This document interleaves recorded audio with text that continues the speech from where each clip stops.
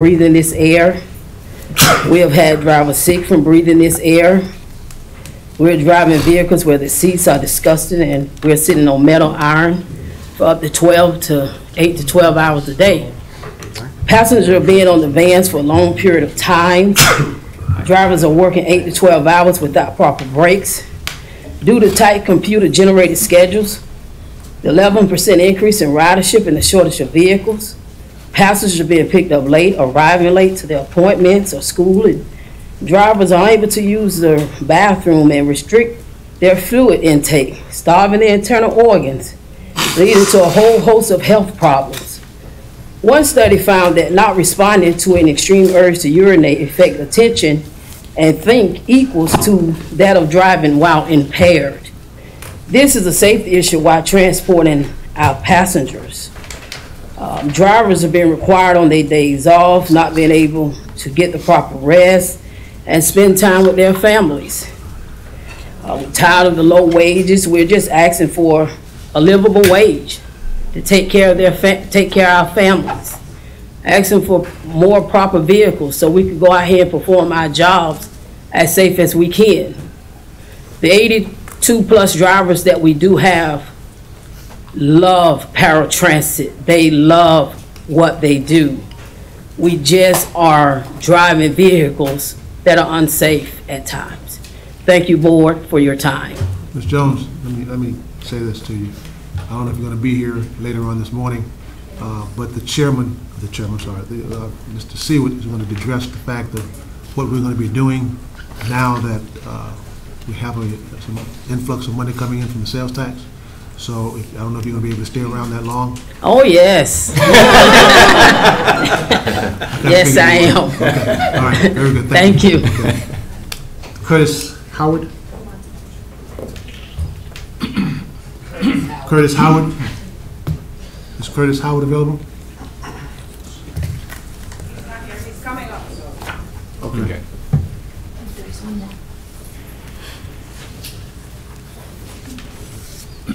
Denny Chrysostomo. No, I messed that up, didn't I? Good morning. Good morning. I have to read it because this is my first time here. Sorry. Use the mic closer to you. Do us a favor, pronounce your name so we make sure that we got the chair in the right position here. So. My name is Denny Chrysostomo. Okay, there you go. I was close, but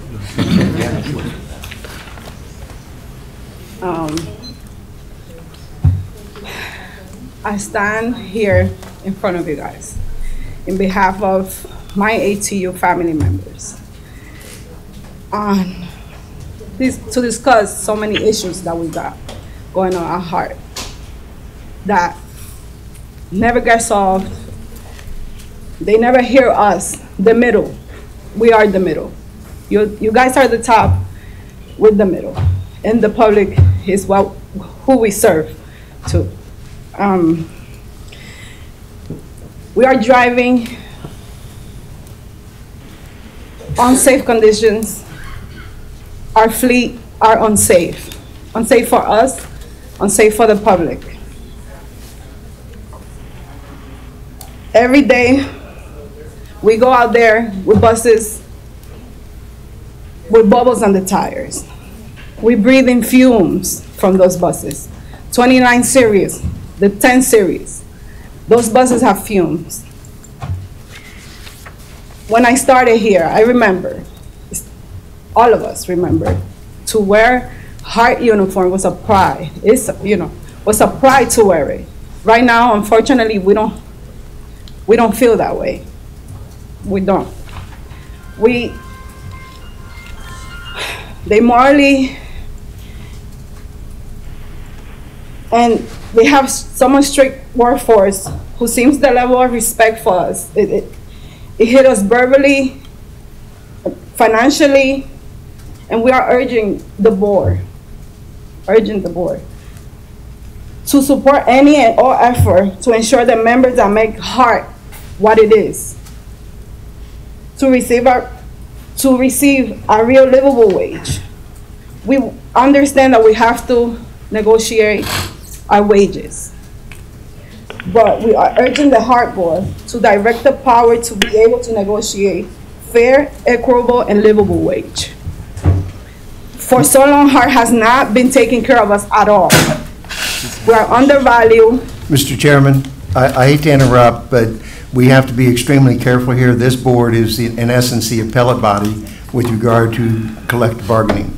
The union certainly does not forfeit their First Amendment right, and these people have an opportunity to be heard and may speak and tell you their concerns. But we need to be careful that we do not go into issues that are part of the ongoing negotiation, because the negotiations are confidential, and as I said, this board will be the ultimate appellate body. So I'm not involved in the negotiations, so I don't know whether this young lady is moving into that area or not, but I'm a little concerned when she starts talking about negotiating that we not move into that arena, because we can't do that publicly. I'm not moving into negotiation, and I understand your issue. Thank you very much. I'm telling you what we're feeling. And I gave you the negotiation part because I know, and we all know, we negotiate our wages.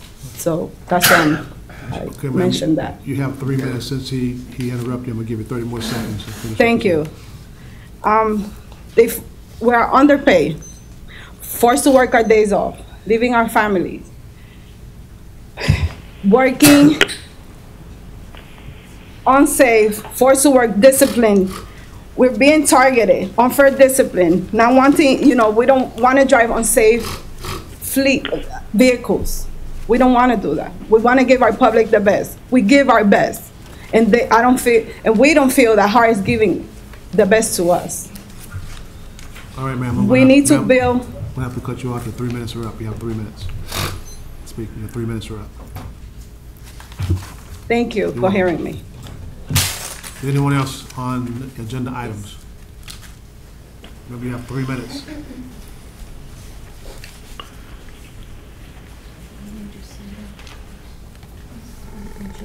Did Chris Howard come in? I'm sorry, Curtis Howard. You Curtis Howard? Yeah. Angela Mosley, you have to sign up. If you want to speak, sir, you have to sign up. I'm signed up. Who are you? Keith Blake. I don't see it on here. Keith Blake? Yes. It's not on here. My name is right behind hers. Angela Mosley?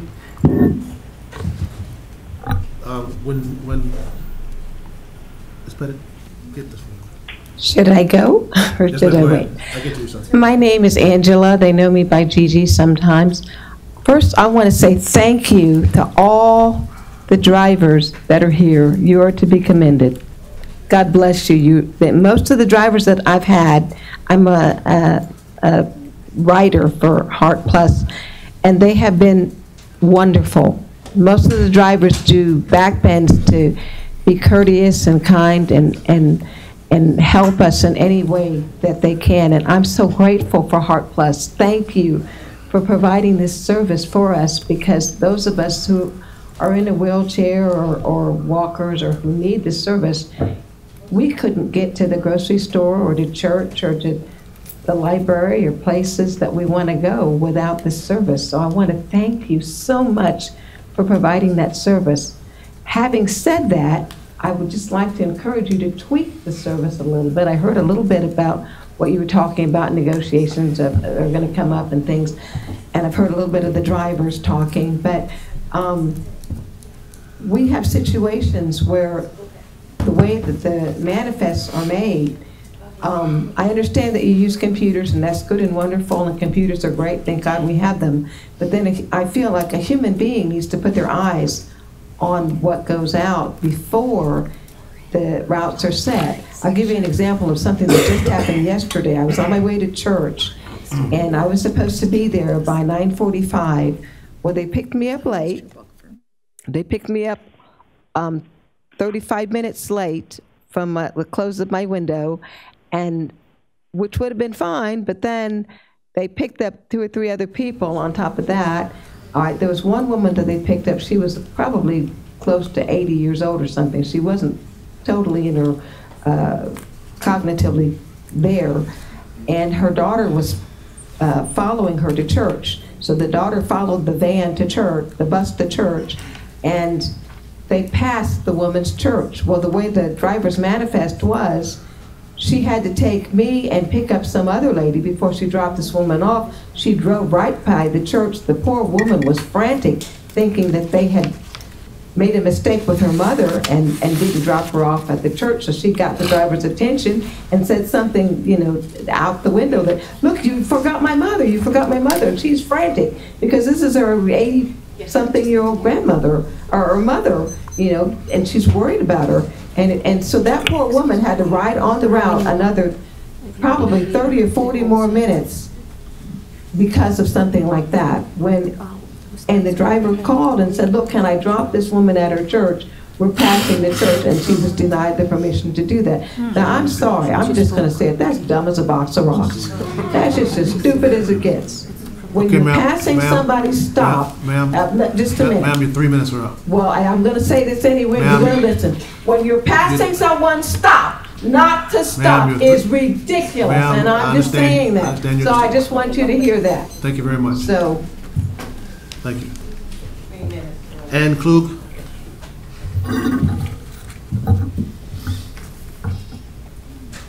And I'll say another thing while I'm going, you all ought to be ashamed of yourself for doing stuff like that. And I hope that somebody will do something to correct things like that. Staff's talking to her. Use common sense. We need people to use common sense. Good morning.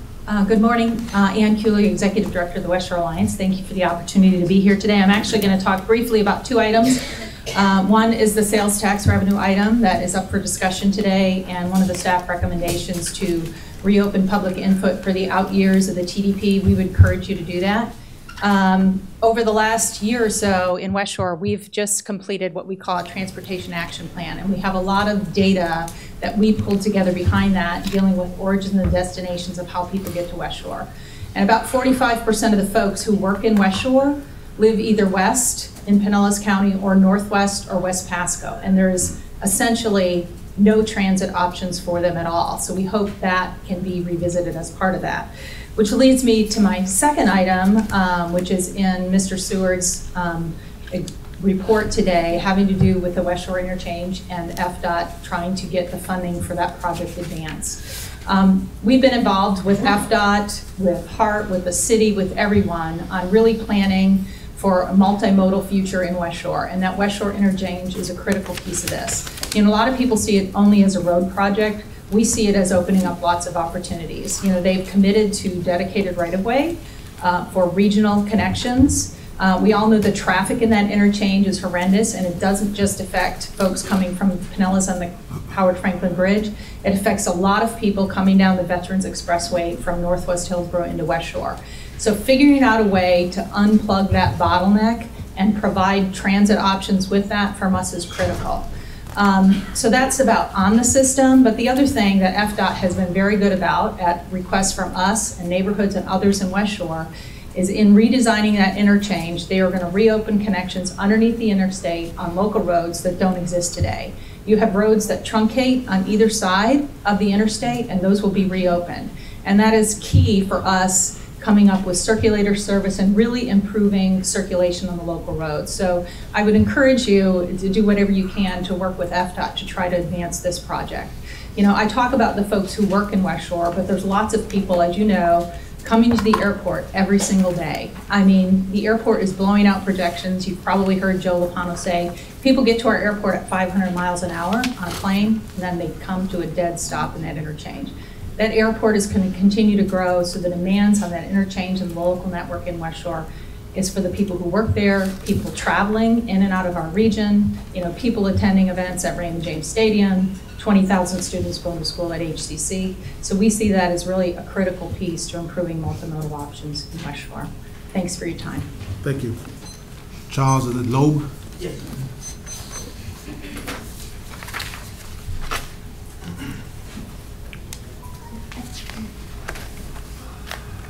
My name is Charles Loeb, and first of all, I want to wish everyone a happy holiday, and I want to welcome the new commissioners to the board.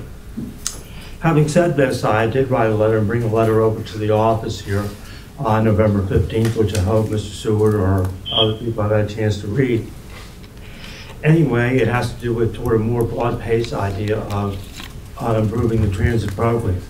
I will repeat this, and I will say this one more time when I said November 5th, and that is that if you do not get more people on the buses, you're going to be creating a worse traffic problem faster than if you had not passed the sales tax. You're going to have more road construction, you're going to have more vehicles on the road.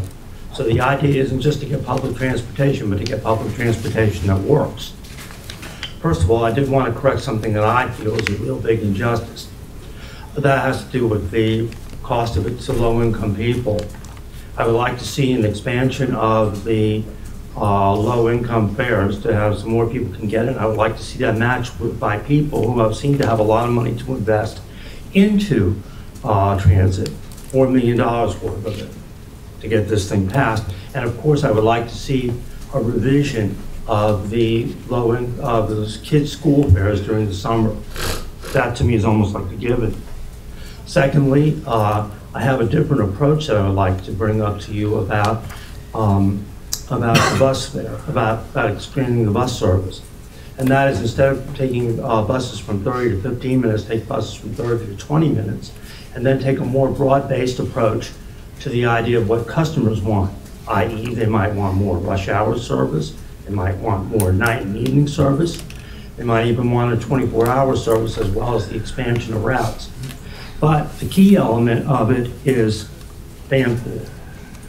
If you really expect to get anybody, new ridership and all that, you really do need a conventional van pool program, a good one, a first-class one. Not only in terms of conventional van pooling, but also customized van pooling. If anybody thinks customized van pooling is like crazy or something like that, as I wrote in my letter, I'm hoping to get something that would attract people to 2021 Super Bowl, and that will keep them coming into conventions and to future Super Bowls.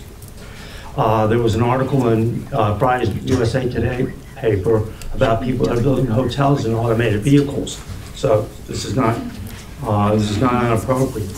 I was also talking to Mr. Ming about FDOT. Don't forget, you now have a dedicated funding source. So don't forget to go talk to them. Get money from the state, get money from the federal government toward the dedicated funding source. And finally, I read something from the Miami Herald. I think you would find very interesting. They've had the sales tax for the past 16 years. Mr. Lowe, I'll be very, very quick, sir. 3 minutes are up. We have a long list. We have a long list, sir. 3 minutes are up. Thank you very much.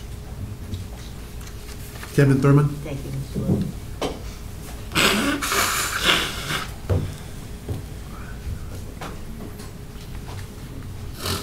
Remember, everyone, you have 3 minutes to speak.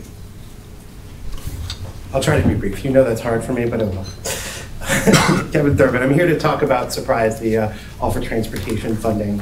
I was asked by my colleagues who helped work at All for Transportation to come down here and speak for a minute. First off, we want to remind you of a few things that we've actually kind of talked about, which is it's very important to understand that this is an opportunity the voters have given you and a responsibility. They voted to fund HART at a level that no other place but Miami-Dade has afforded. They've asked you to build a great transit system. And so I think you need to take that to heart and take time to do that. But that starts with a good foundation. That starts with clean and operational buses. That starts with on-time service and more frequency. And that's the first most important thing. But it also means that we need to be looking towards things like equity of opportunity. Hillsboro's lack of public transportation options has hurt the low-income neighborhoods and stifled economic opportunities across them for years. This has been decades of neglect, and that is something that we need to focus on as you expand, and you need to look. When a worker can get a better job but can't get there, we all lose out. Mobility, like education, is a great leveler, and it's something that you guys should focus as one of your main things. Another thing we wanted to highlight is cooperation. The voters, in their wisdom, didn't give just money to HART or over here and that kind of thing. They gave money to the Hillsborough County Commission and the City of Tampa to also do things like safe streets and bike walk. Now, these are not things in isolation. Every transit rider is a walker or a biker or a driver. And you should work very hard to cooperate. When you want to do transit signal priority, ATMS money that is going to those places should be done in conjunction, and you should work together. You should make sure that bus stops aren't built places without sidewalks. That is something critically important. And so in addition to that, you also should be looking to get grants. We haven't gotten our fair share of federal and state funding for decades, and that is something that you need to focus on as well. But the most important thing I want to say is be extraordinary. Every person who stood up for a better transportation system will be watching their elected leaders and these board members here in the coming months. Our community's decision to make a transformative investment should cause all of us to elevate our expectations for what is possible here in Hillsborough County. The people of Hillsborough has made an extraordinary effort, and they're expecting extraordinary results. But that doesn't just mean physical things. It means some of the best practices.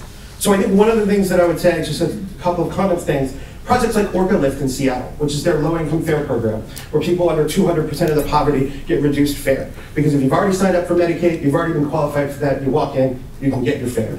Best practices like internal bidding in Oklahoma City, where they say, hey, we're not just going to look to contract outside, but let's see what the employees inside can do in order to be able to do the same project. And maybe we can save money and get it done.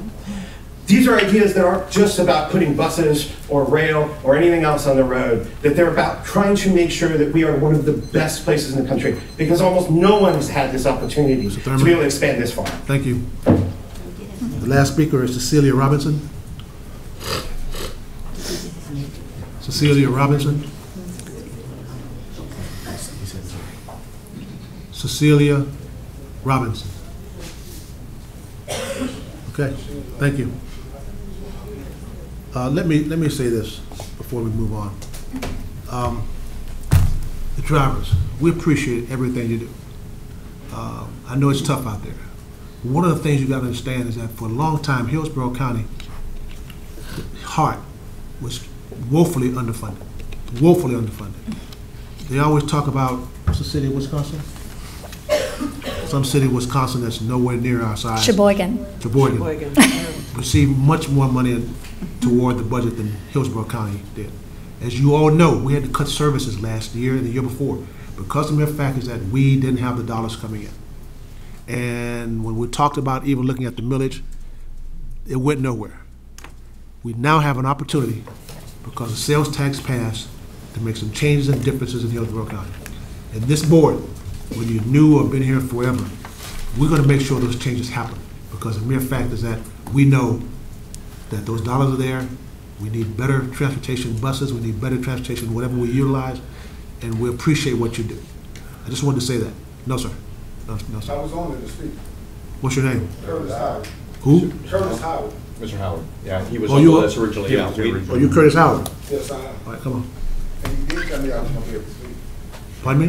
You did say I was going to be able to speak. It's 2 pages. What's the name?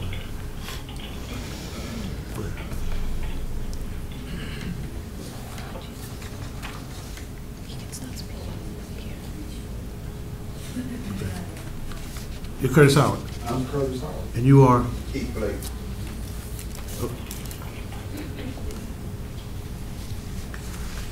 Okay. As Angela Moses speaks, She spoke already, yes, sir. Okay, Mr. Howard, go ahead. You'll be next. Okay, good morning to everyone. My name is Curtis Howard. I'm the international representative of the Modernization Transit Union, also the trustee for the workers here over the local 1593.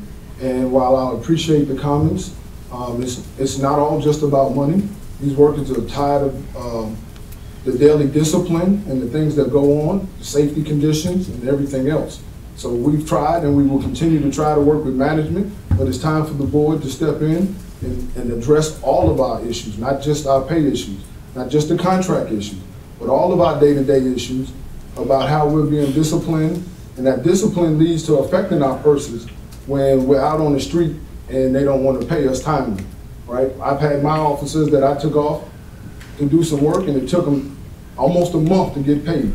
That kind of stuff is really a lack of respect for the organization and for the workers.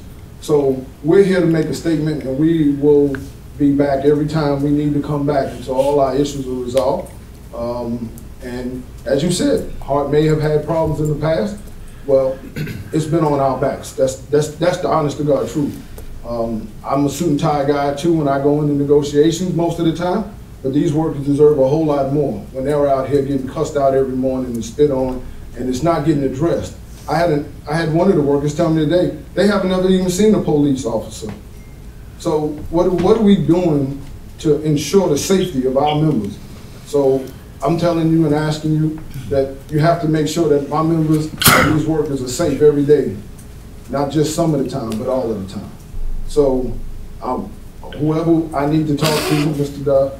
Chairman, I need to make sure that we address it, because internal staff listens to some of our issues, but we're tired and fed up, and if there's no change, we're just going to keep pressing on. Thank you for the time. Good to meet everybody.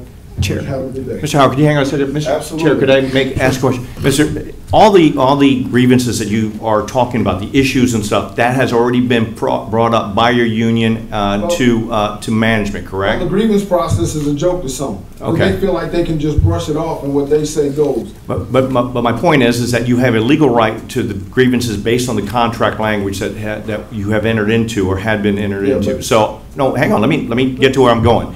The issues about safety, that's something that we can definitely deal about, because that has absolutely nothing to do with the contractual obligations that we have to you and you have to us. So I think that with your grievances, if you're represented by an attorney or you've got a legal staff or somebody that's doing it for you, I think that you need to push for what it is that is in the contract to negotiate with management. Here we can't do it. But again, we can't do that legally. On your safety issues, I would suggest that, and I will make a motion to this effect, that we have a comprehensive safety report done by staff about safety at the transit centers and at the bus stops, with customer interaction with our bus drivers, because I know this is something that's happened before, and it's been out there with other issues. That's a different issue than the negotiated issue. So I cannot speak to it. You did not hear our attorney say that earlier. So I can't talk to your grievances or the grievance process. Hold up. Did you just make a motion? I did make a motion, sir. Did you put a timeline on that? I think that we should probably have something back by the February meeting. Is there a second? Second. Motion and a second to bring forth a comprehensive safety. Yeah. With us at the table, right? Sir, hold on. Okay, hold on. Is there any questions on the motion? All those in favor, let me know. I'm saying aye. Aye. Opposed likewise. Motion is adopted. I'm quite sure you'll be at the table. Okay. So while I respectfully disagree, I do this all around the country all the time. The labor contract is with the board as well. This is a public agency. So I disagree respectfully, but I'll say this to you as well. Everything about having attorneys and all of that in the workplace, that is nothing but a way of suppression. We're not going to be suppressed anymore. I'll get the attorneys down here, but they'll be the attorneys from Washington. We're not going to keep spinning and keep spinning our wheels over and over. Mr. Howard, I am not an expert on labor law as you are. I have to depend on my attorney, who's here and who has just said it. Gentlemen. So that's all I can tell you. Gentlemen. I'm telling you got to Hey, fix our issues. hold up. Yeah. We're not going to have Yeah, I just want to make sure. We're not going to have a debate here at this particular point in time. Okay? But this is my 3 minutes. I understand your 3 minutes are up really right now. But the attorney wants to say something. Mr. Chairman, I just want to clarify, it is perfectly appropriate for union members to appear here in person and to articulate their personal views about policy issues that is within the purview of this board. What we have to avoid is getting involved in any contract negotiations. I believe Mr. Howard is being clear about that. He's talking about problems that exist system-wide. He's not asking you to get involved in the negotiations. He's asking you to understand what the problems are. And I think a motion has just been made and approved to get information so this board can exercise its policy discretion. I just want to maintain that distinction, because we don't want to get in trouble with the contract negotiations, nor do we want to cut off these individuals' opportunity to be heard. So I do have a question, and then I'm going. Talk about the contract. Is the HART board going to vote on the contract? What's in it? Actually, what happens is the HART board is the appellate body after the contract. That's why I'm not wanting them to talk about it. Point well It made. will come to them. Thank you for your time. Thank you. Thank you. Mr. Blake. Keith Blake. Good morning.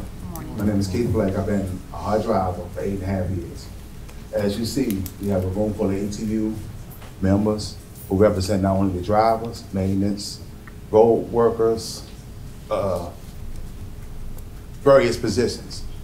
We just hoping that, like you said, you can't talk about the contract negotiations, but you do this referendum. We hoping that you look at these drivers and realize that we do the exact same work as New York, Chicago, DC, Atlanta. But the pay is awfully low compared to those cities when the cost of living here is on the rise. We work hard here. A lot of us came aboard to buy a house here.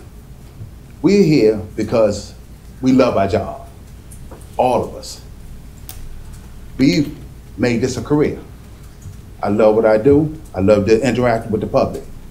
But just like these other cities, we go through a whole lot of disrespect, violence, and it doesn't change our view of the job. It just changes our view of the respect for the job.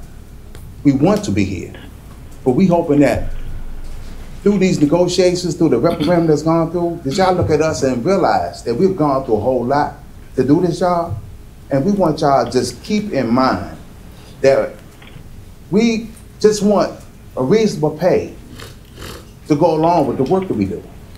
It's not nothing unreasonable compared to the other cities that does the exact same work.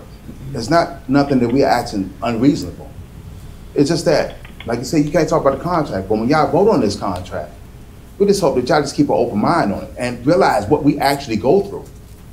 Because, like I said, we all here and we love our jobs. And I want to retire from here. Thank you. Thank you, sir. That ends the public hearing. At this point in time, I'm going to revert back to introducing our newest members. Commissioner Mariella Smith. She came in late, but she's here now. Commissioner Mariella Smith was elected to represent County District 5, Countywide District 5. She's been a community advocate for decades, working on community plans, transportation plans, growth management, and environmental protection throughout the county. She has served on the Hillsborough County Economic Prosperity Stakeholders Committee, the Hillsborough County Citizens Environmental Advisory Committee, and the Southwest Florida Management District Environmental Advisory Committee, and other boards. Ms. Smith, welcome aboard. Do you have any comments? Yes, I apologize for Commissioner Smith. I apologize for being a few minutes late. It took me longer than I expected to find a parking space around here. I'm not familiar with where the parking is for this building, so I apologize. It won't happen again. No problem. Thank you. Welcome aboard. We're now moving to CEO recruitment. Is Mr. Moser on the phone? I am, yes. You recognize him. Good morning, everyone. I just wanted to give a brief update for everyone as to where we are in the process and where we're going. I think the last time we talked, it was agreed upon by the board that we would post the job for a period of 60 days publicly. That took place on November 6th. So the job posting has been posted from November 6th through January 6th, or will be posted through January 6th. It is posted in a variety of different places, including the HART website, so it is open and available for the public to see and review. At the same time, I'm actively out recruiting candidates for the position, calling and recruiting potential candidates. I was just at an APTA conference. APTA stands for the American Public Transportation Association. I was just at a conference this past week talking to some prospective candidates that were in town and visiting and spending some time talking about it. It's certainly an exciting time to be recruiting for HART because of the path to referendum. There's a lot of interest from potential candidates out there right now. So at the moment, what I am doing is I am collecting resumes. There are a number of resumes that are coming in through the advertising. I'm looking through those, and based on what I've heard, the feedback I've gotten from each of the board members that I've spoken to, I have looked at those resumes and determined whether or not they meet the qualifications, the minimum qualifications we're looking for in a CEO candidate. And I'm putting together and further vetting those candidates that I do believe meet the minimum qualifications and having further conversations to better understand their experience and how that may assist and lead HART going forward. So my plan is to continue to do that over the next couple weeks, and then I believe we have a time scheduled the first week of January for me to meet with the ad hoc committee that's been set up by the board to present those candidates and move forward with vetting and interviewing those candidates from there. So I'll stop for a moment, answer any questions, and then we can talk further. Are there any questions? Let me ask. Sure, I just have one question. Mr. Moser, now that if January 6th is the closing date for the 60 days, will you have a list already approved and ready to present to us on our next meeting in February, which would be the first Monday in February? That is the schedule that we've created, and that is the plan, so that actually on the first meeting in February, Our plan is to bring a group of candidates. I don't know the number yet. It should be more than one, and hopefully more than two, but probably not more than 3 or 4 for the board to interview and to actually, ideally on that day, make a selection of who the candidate would be moving forward as the CEO. Thank you. Thank you, Chair. Let me ask a question, sir. I believe that over the weekend, or Friday over the weekend, you were concerned there was no salary range that you would post. Am I correct? Yeah, so what I did was we did not post a salary for this position. We did not post a range. We left it open-ended, which I've done often. That's not an unusual thing to do. But in my conversations with candidates and getting a little further along, people have asked me, what do you think that the HART board is going to offer as a salary for this job? And I don't have a concrete answer on that. And I'll say 2 pieces of information, and then I'll stop and you can ask more questions or I can go further. One is salaries for candidates are spread wide. Some are lower and some are higher. And salaries for what I would call your benchmark agencies are spread wide. Some are a little bit lower and some are quite a bit higher. So I think it would be helpful for me. I'm not sure we have to decide an exact salary because I don't think that's fair. It should be based on experience and where the person's coming from, et cetera. But I think that it would be helpful for me to have some guidelines because it wouldn't make sense to me to bring you a candidate that is not within what you're comfortable paying. We get down to a path and the candidate would not accept the job, and that would not be good for anyone. Okay. So in saying that, I had staff send me some information concerning salary ranges, and she did, Ms. Lee, and the salary ranges that she sent me range from $180,000 being West Palm Beach to $299,000, which is TriMet. I don't know what TriMet is. That's why it's important. That was the salary range that she sent. The others fell in between those 2 figures of $180,000 to $299,000. So you're wanting this board to set a salary range at this particular point in time that you can post? Is that what you're asking? I'm not sure I'll post it as much as just have some guidance. Again, it's guidance for me to be able to say to a candidate, you fall within the range the board is comfortable paying. And I think it should be very clear that we're not setting a range that we are going to pay the top of the range today. It gives me guidance to be able to say to a candidate, you know what, if you are comfortable with this range, I think we should move forward in conversations. If I could make a motion, Chair. And I think that the top end, which is TriMet, that's a significantly, aged kind of transit system. So, I would put it between the 180 on the bottom end up to about 250, and I would make a motion that he would be able to use that range when he is talking to prospective CEOs. Is there a second? Second. Who was that? Question. Okay. Motion by Councilman Swalwell, second by Mr. Williams. The range be 180 to 250. Is that correct? Yeah, that is correct. Mr. Mechanic. Is that bring your mic down. So.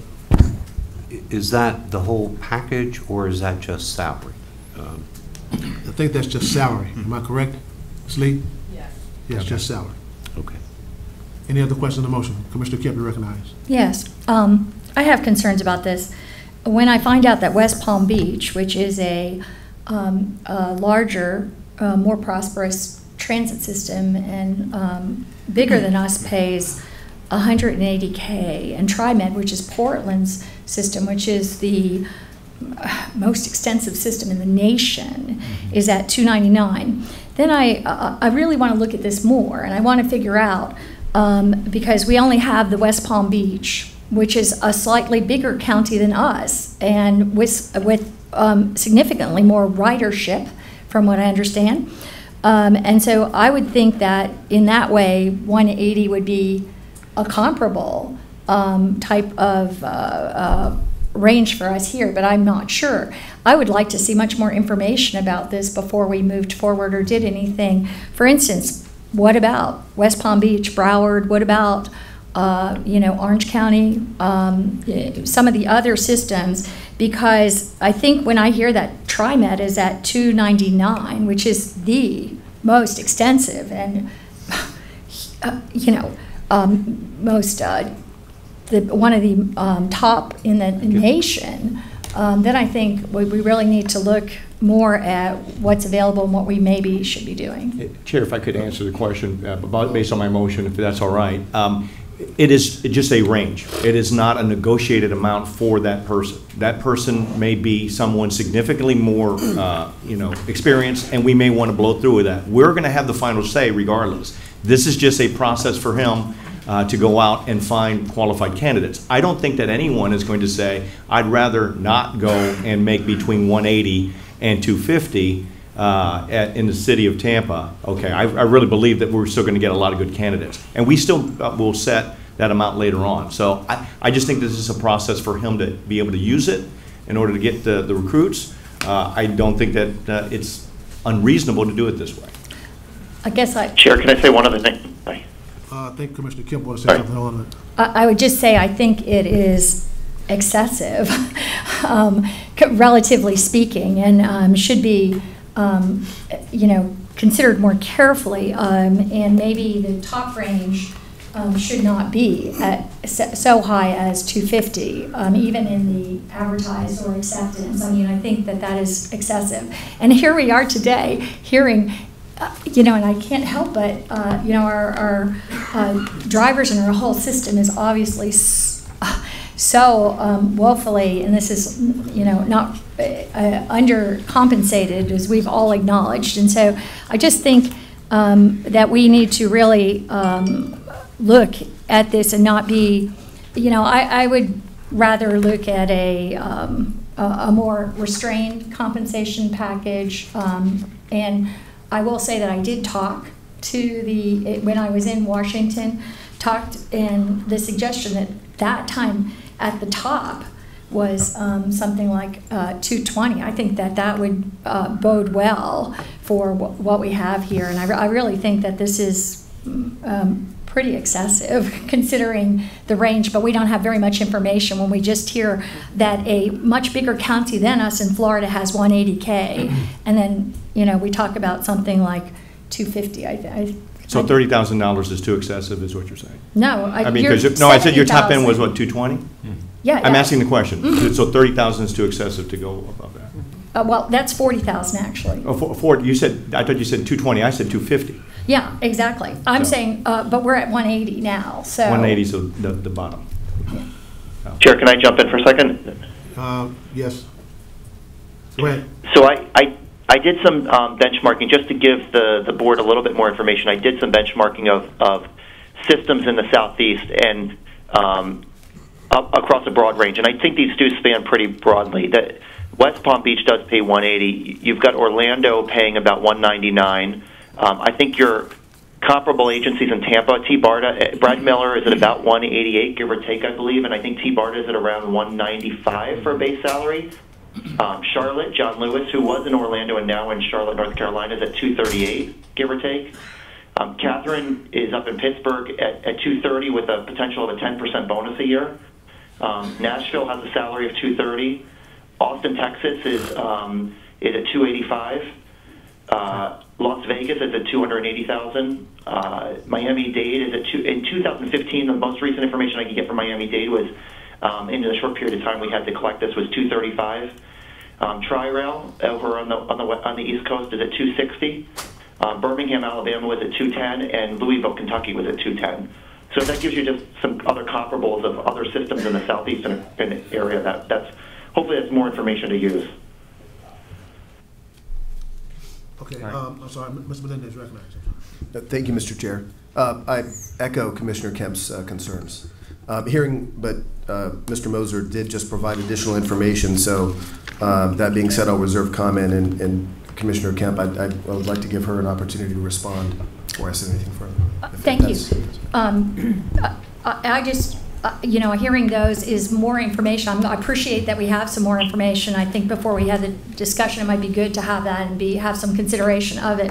But I would just put a top right now at 220, because I think that is very comparable to attracting the best candidates, and maybe if somehow there's some stellar person that we think would have more, we could talk about that then. But I think we're right now talking about people that are throughout the agency that are very, I think, undercompensated, and I think this sends a wrong message right now, but I also think we could attract, I would hope, very good candidates with that. It's in range with what we have in Florida, I think, and we could consider, something after the first year or whatever if we were to. So are you making an amendment to the motion or what? Yes, for 220. So you're bringing 180 to 220? Mm-hmm. That's an amendment to the motion? Mm-hmm. Okay.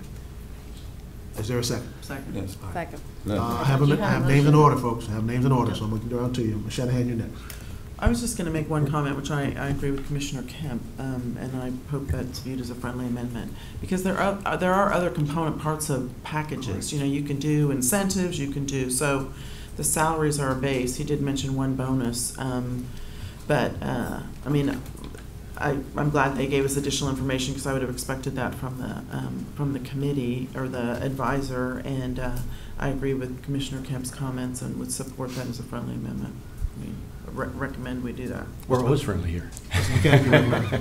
Mr. McCann, you recognize. Nothing. Mr. Knight, you recognize. Okay. Also, I just wanted to add in, appreciate that in the comps and all the different things we're talking about.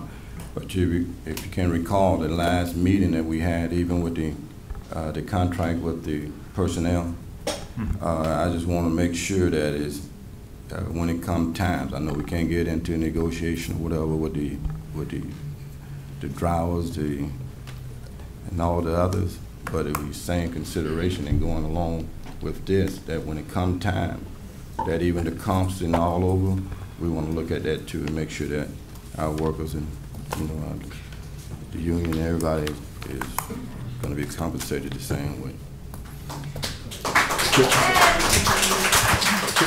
Thanks, Chair. And just for procedural reasons, it seems like we're going to be able at the 220, so I don't know if I would remove mine or if that would carry it. Okay, go ahead. What we do is that we vote on the amendment first, and then we come back. Thank you. Ms. Williams, recognized. Thank you for the additional information. Based on what I've heard today, I assumed initially that was the recommendation from Mr. Mosier, that the 180 to 250 was a total compensation plan, and as a result of the additional information, I would like to rescind my second and opt for another option at this point with the additional information. Thank you. So you're rescinding your second to his original motion? Right. There was a motion. Okay. So do you not agree with the amendment that's made? No, she agrees with the I amendment. do agree with the amendment that's made. I just wanted to clarify based on what Mr. Mosier, when he initially said, when we talked about 180 to 299, and then when the motion was made for 180 to 250, it was my understanding that that was a total compensation package based on it being base salary only. It is something that Mr. Mosier shared after I second. Okay. So now if you remove your motion, your second from the motion, that kills everything, including the amendment. So if you just leave it as it is, we're going to amendment, the amendment passes, then we're back on the original motion. I follow me? I do follow you. So I will leave it as is and follow through with the amendment. All right, very good. All right. Any further discussion? Any further discussion? Yeah, Commissioner Overman. I think it's really important that while we have a range, and obviously this is a range of conversation, that we don't lose sight of the fact that we are poised to take on a major, not only system that has been in lack for a long time, that will take the talent of having a system that is going to go through what we anticipate as being a major expansion. Those are special skill sets. They won't be coming from a comparable size. They will be coming to us to create a larger size than we are now. So I don't want to lose sight of the fact that there may be a very special person out there that has that skill. And obviously when we go back to negotiations as far as salary is concerned, I think that's important because that person is going to not only have to deal with a system that's going to grow a great deal, but a system that's been actually, mistreated financially for a long time. And we want that person that has that sensitivity. So that's all. Any further comments, Mr. Howard? Well said, Commissioner Everman. Thank you. I agree. Yeah. Mr. McLean, you recognize? Yeah, I too agree. I agree with Commissioner Kemp, and I agree with Ms. Shanahan also. I think we're in an extraordinary period of time here where we're seeing our budget basically double. And while I agree with that package, I do think there's other ways we can structure that too, based on merit and how they progress through this new development. So I will stand with that, but we have to consider what our future holds and what that individual can do for our future and the community. So, any further discussion on the amendment to the motion? We have an amendment to the motion by Commissioner Kemp, second by, I can't remember who it was now. By Mr. McLean. Shanahan? Yeah, Michelle. Okay. If you recall what the amendment was, it's taken from 180 to 220. Okay. All those in favor of the amendment to the motion, let me know by saying aye. Aye. Opposed, likewise. Motion is adopted. Now we're back on the original motion. Is there any questions on the motion? Chair, could I remove the motion since I already lost the second, or? No. Okay, all right, just asking. Motion. I'm following what you your said, motion, so. Your motion now has been changed. Okay, yeah. You went right. to 250. Correct. The amendment, it takes it down to 220. 220, yes. Yeah, so if you remove your motion, then we have back at square Got one. it. I just want to make sure we're right on that. Okay. Are there any questions on the motion? Seeing none, all those in favor, let me know by saying aye. Aye. Opposed, likewise. Motion is adopted.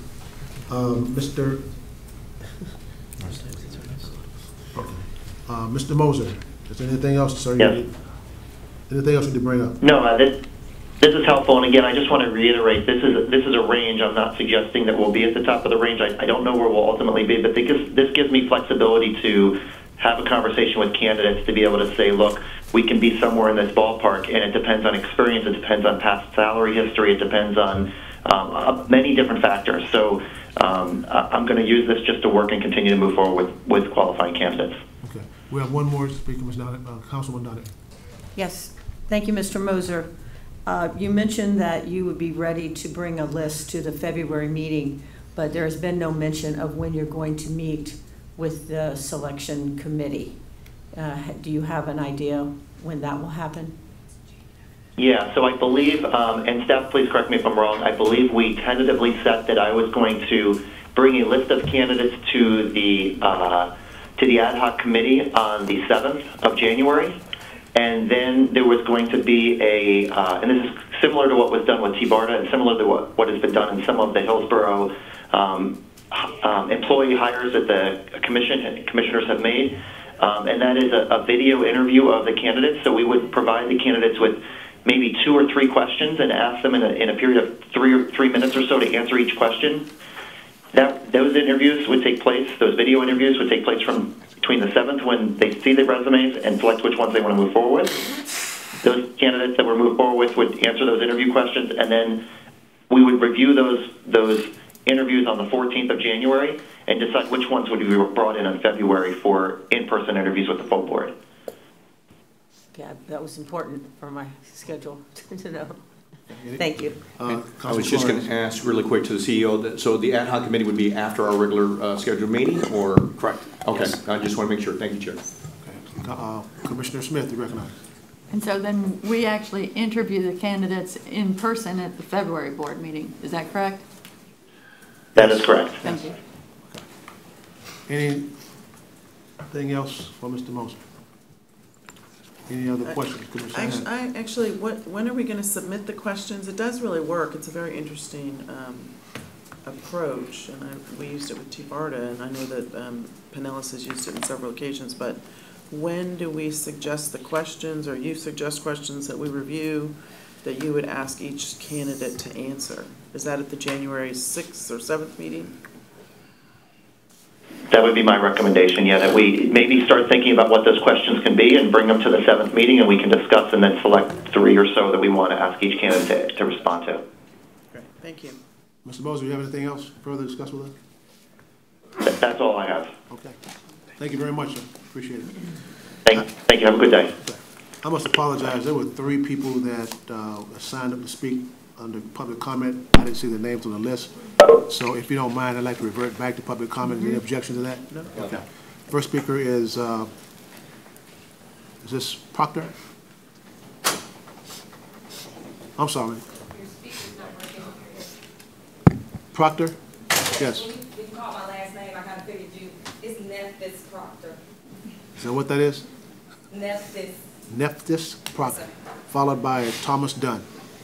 Okay, I'd like to thank you all for having me here to be able to speak to you all and address my concerns. I represent the maintenance department. I am HART's first female master technician, and I'm in the paint and body shop. I love my job.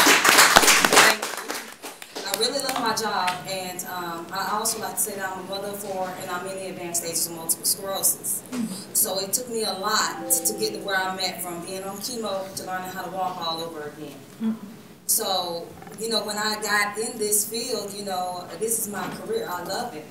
But it's issues that I'm having with equal treatment. And I'm not talking about me being a female with the men, because they treat me like a little sister there. So I don't have any issues with that. But my issue is, you know, when you do for one, you do for all.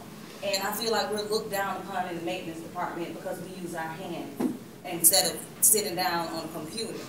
And that's the issues that I am having, because we have a lack of communication. I recently did the Great American Teach-In to represent HART to get young students into this field, because we are a dying field, the auto collision field. And we was notified late, and instead of me, you know, everybody else was given the opportunity to be paid to go. Me, I use my vacation time and walk a mile between schools to bring the message that HART is a good place you want to come work at and stuff like that. So that's the type of unequal treatment that I'm talking about, because things are not being communicated to us properly in the proper amount of time back there.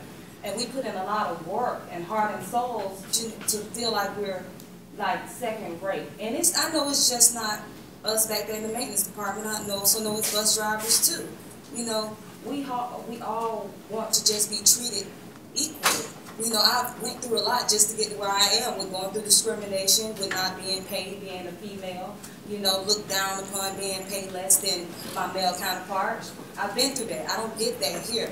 But it's just the purpose of, like, I don't want to say corporate greed, when you put your foot on the little man's head type thing. That's what it kind of feels like, because we're forgotten. And with this money, we have the opportunity to be a really good bus transit system to where we can pull people in who are going to be loyal to this company. My son is getting ready to turn 17 tomorrow, and he's in his 3rd year of auto collision repair at Tampa Bay Tech. And I'm kind of iffy about him coming to work for HART, just for, I don't know about the stability of, you know, the disgruntlement that goes around. People are not happy, you know, and you losing that loyalty. And that's what you want. You want that loyalty, because next year you all have a lot of people who are getting ready to retire, and it's already hard to get people in there to work for you all. Ms. Proctor, your 3 minutes are up. That's all I wanted to say. I really want to thank you all for giving me the opportunity to work for you all, and I just hope that I was heard today. Thank you. Thank you. Mr. Dunn, Thomas Dunn.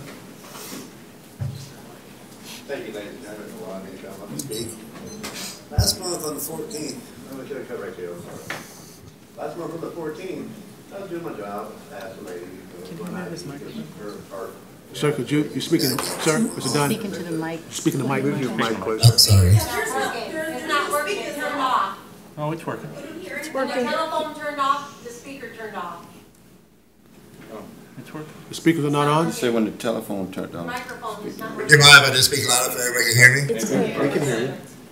Okay. I was following procedure, asked for a secondary ID, confirmed her ACC cards were valid.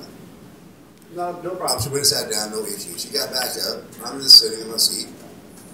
I get a face full of spit in my eye. Then the young lady decides that she's going to try to break my arm on the way out the bus, try to draw blood in my arm. And I followed in, following procedure. I noticed there, she takes off. I also noticed when I look up to see who she with, there's a DPD officer sitting there. So I go to that DPD, drag him around, but she changed her top, trying to hide herself. I was like, this is the young lady that assaulted me on my bus. Well, he asked me to go get her security. By the time I get back, DPD's gone. So is the person who assaulted me. You folks pay DPD, what, over $100 grand a year to help provide security for us? Where's this money going to? When I'm openly assaulted, videotaped, and DPD is right there and does nothing, why are you wasting your money on DPD? Secondly, I'm a father with 6 kids at home. I've been driving professionally since 1997, one way or the other. Still hold a Class A. And now I'm being told Somebody had Chick-fil-A, and could be making the same amount as me, and I've been here almost 3 years, $15.07 an hour. And I'm working, extra days, anytime I can, just try to make my bills meet. The cost of living has gone up dramatically in this town. I see here, no disrespect to you, but before this pay tax passed, you said we did a budget drawback, we had to cut back on routes. Teamsters has got, for 48 people, over 3 years, $827,000 increase over 3 years. For 48 people. If I was on the outside looking in, mind you, I got a business across the bay. I hold 7 U.S. patents. I'm not an ignorant person. It seems to me, admin is taking care of admin and not taking care of the spokes in the wheel that actually make this company work. I think you folks should launch an investigation to see if there's any backroom dealing going on, to see why they get such a plus contract with increases while drivers are begging and pleading to have to wheel and deal away days off, our sick time, and everything else to make our ends meet. Thank you, Mr. Downs. Thank you. I thank you for your time, ladies and gentlemen. Vanessa Johnson.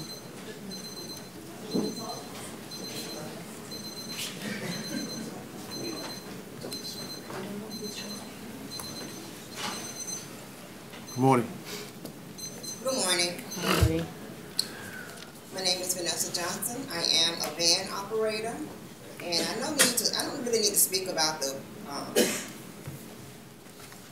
amount of money that we're getting paid. I actually want to come out and experience what we're doing.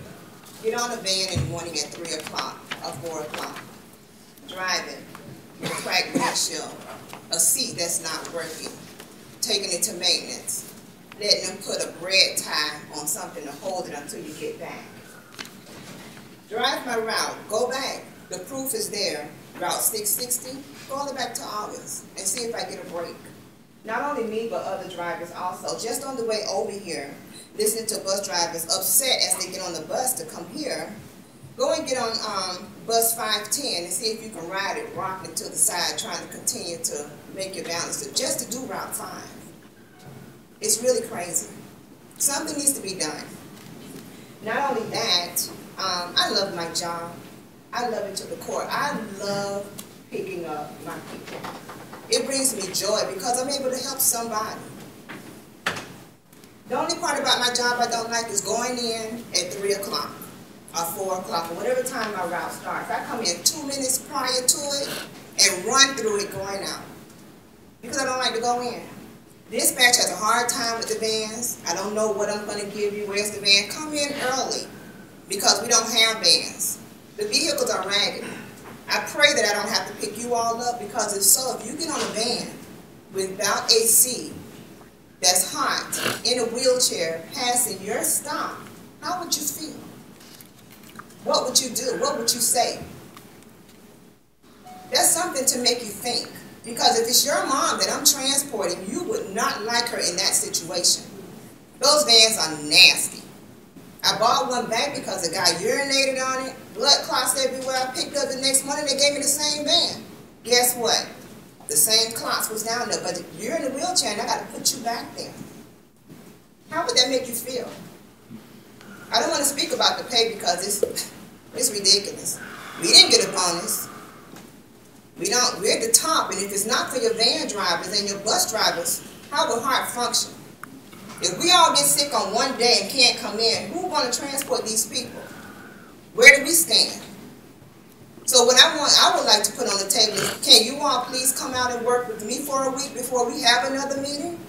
Do my job and see how far it'll go. Not sit back on behind the desk and make decisions. Come on and work with me. Then do the meeting. Then when I go to a meeting that's required, the trainers are saying one thing. The other person will come in and say something else that works in the office. So I went to her and I said, why are you saying one thing and they're saying another? If the head is not functioning, how is the body going to function? Thank you for your time. Thank you.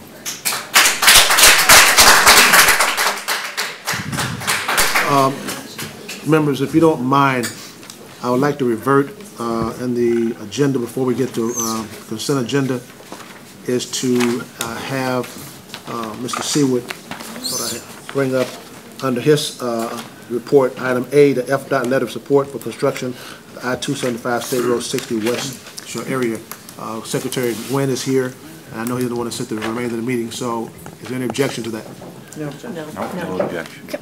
I would just like to take a minute to comment because I feel like we've been very serious pleas have been made, and I know I don't usually leave it to the chair, but I think it's important for me, and I'm sure for many members of the board, to just acknowledge that our drivers came down here, that our staff came down, that we're very proud of the work that is done for us. I think there's probably a general consensus on the board. I can't speak for everybody particularly, but you know, I think we know that that our staff has been undercompensated relative to other markets and relative to the work that's done. And you know, I want to just acknowledge that we hear you, and that I'm appreciative that you've come and taken your personal time to share this. And I'm sure it must be frustrating because of the lack of resources that this agency has had for so long. And I'm looking forward to a time when we can, I hope, do better by all the really dedicated and great workforce that we have. So I just want to not let the moment go by without acknowledging, because I think many people on this board would feel the same, and we want you to know that we hear you, and we want to work to make it better. And I think that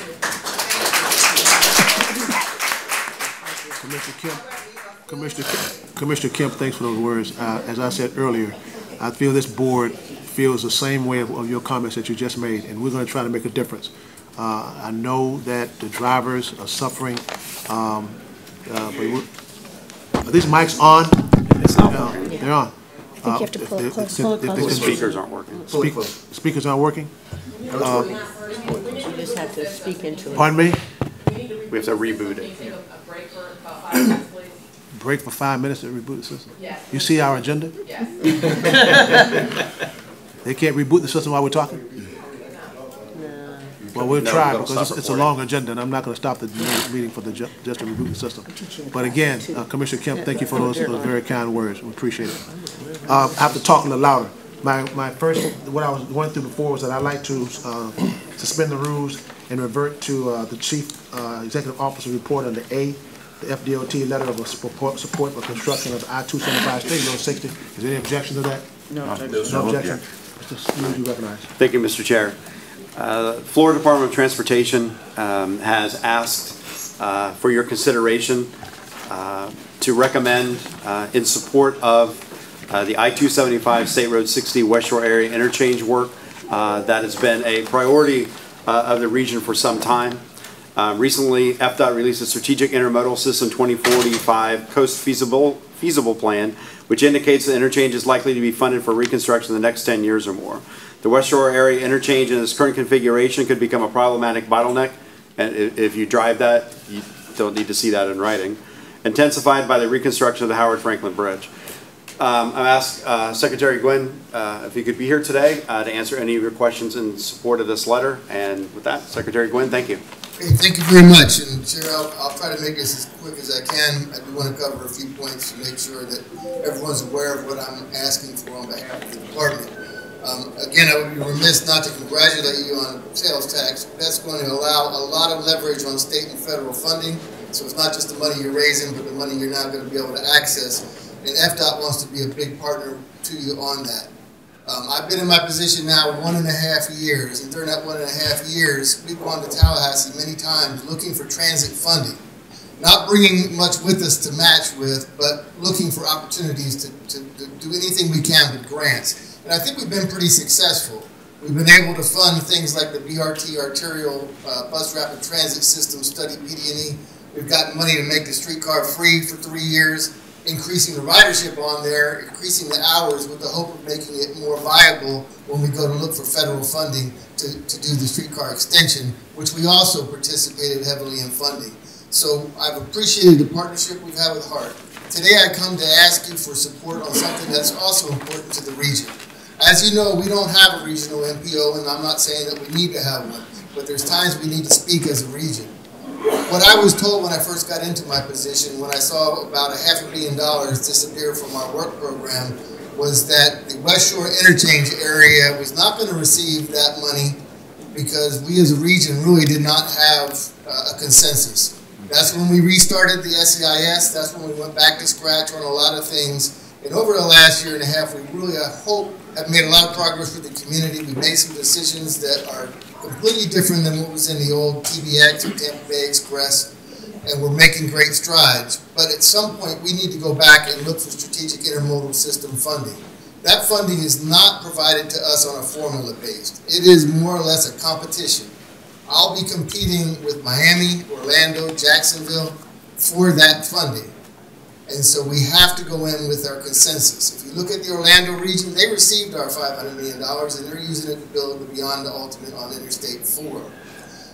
We have a new secretary that will be coming in at the beginning of next year. You may or may not have heard our secretary due resign. We have an interim secretary until the new governor appoints a new secretary. I want to go visit that new secretary as soon as possible and ask him to go ahead and help us to program the West Shore Interchange project as the #1 regional CIS priority for this region. And when I go there, I want to have all the ammunition that I can bring with me.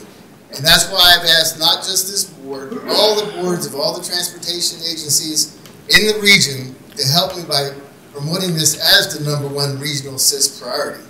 Now, again, I'm not asking you to take money from a local project. I'm saying don't let it go to Miami, Orlando, Jacksonville, somewhere else. Let's bring it back home and use it on a project that is a very good project. What this is not is a project that's going to dictate what happens in the downtown interchange. The downtown interchange is not as close to being able to be looked for consensus yet, so we're not asking for that.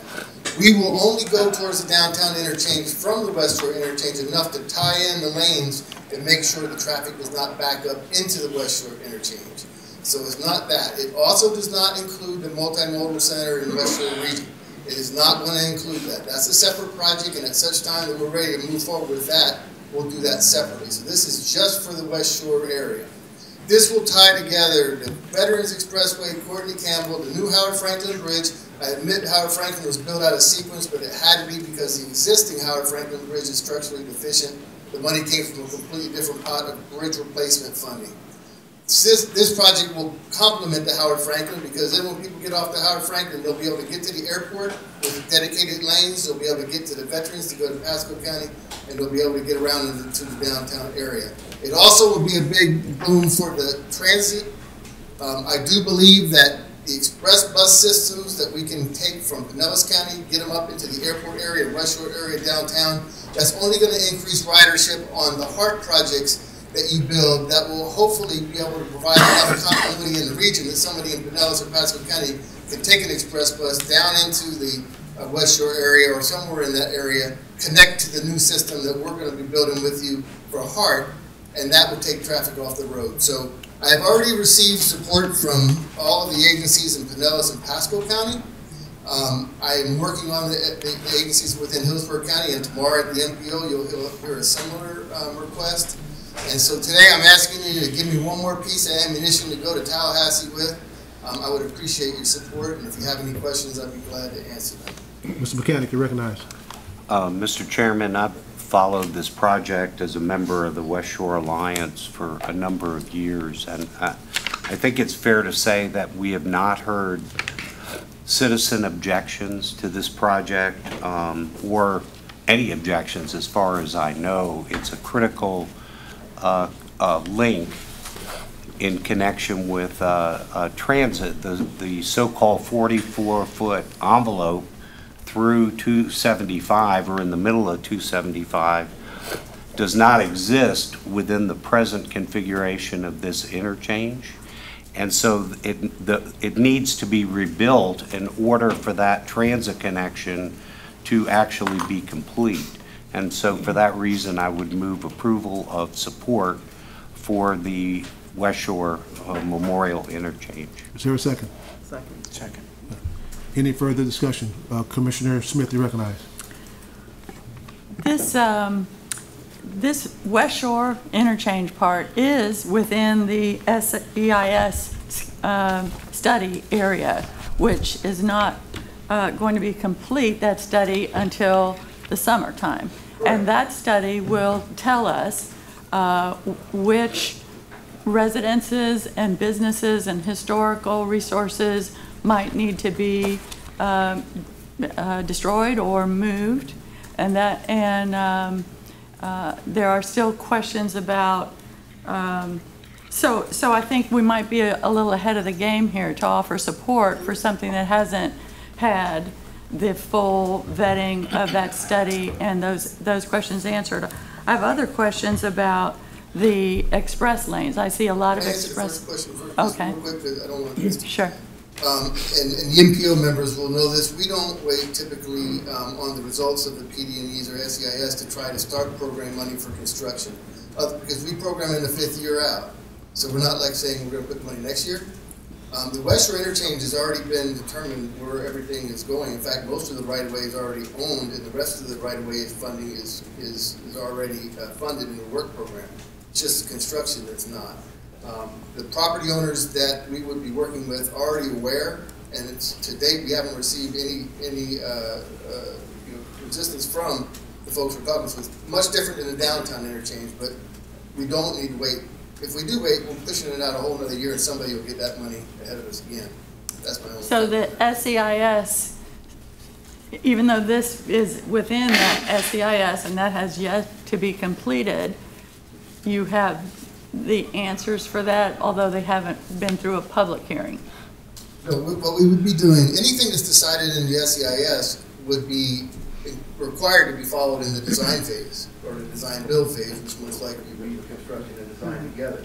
So anything that comes out of the SEIS, we would have to adhere to. There's not like we're going to decide today what we're going to be doing. What we're saying is we know the money's not going to be available the day we finish the SEIS, or even the year we finish the SEIS. We'll comply with whatever the SEIS comes up with. And if by some chance the SEIS was to say it's a no build, then we would not take the money and it would go to another project. Thank you. That gives me great comfort on that. But I also see express lanes, a lot of express lanes in this. And in the presentation that was just given 2 weeks ago, doesn't seem to be settled. It says tolled or non-tolled express lanes. So would our letter be supporting those lanes, whether they're, I mean,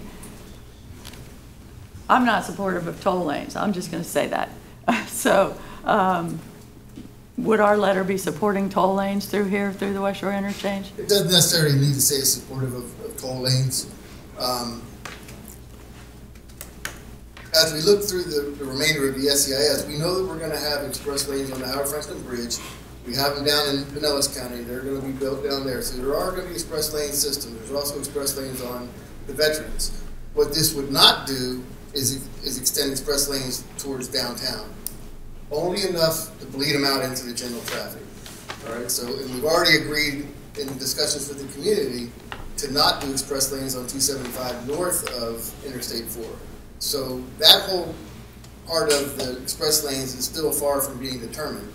I think because of the express lanes that are coming off of the Howard Franklin Bridge into this area will connect to the express lanes on the veterans. It will need a direct connection to the airport, which is badly needed as it continues to grow. And also it would provide the transit opportunity in there. That's what the express is. Whether they're tolled or not, really there's not a whole lot of difference between tolling them or not. You turn the toll on or you turn it off. The express lane system would be pretty similar. Express lanes can be done by HOV, or there's other ways to do them besides having what's popularly known as Lexus lanes that just allow people who can afford it to fly by the people who can't. So I'm not sure how far down the road we're going as we support this interchange towards I don't know. I'm just trying to decide how I would vote on this letter, whether we would be supporting this. The decision of whether we go tolled or non-tolled in express lanes can be changed at any time. Nothing says you have to tolling for forever. And so if there's a change in philosophy that goes from toll to, that's hard to predict. But we're looking at both in the SEIS. I know that the lanes on Howard Franklin Bridge will be tolled, but that can always change too. What we're asking today for really is, let's reserve our place in line, because we've been out of the line for a while. That money is, again, I'm not saying let's put it on something else. It's not really, there's no other project that I have that's going to be close enough to be ready that I would feel comfortable, like the downtown interchange. I would not be comfortable going up there and asking for that money now. But this project, I felt comfortable that it was time for us to get back in line and not stand on the sides and watch the money go all over the state, and we're sitting here, have a big bottleneck in the West Shore area. Thank you. Thank you very much. Any further questions? Mr. Melendez, you recognize. Thank you, Mr. Chair.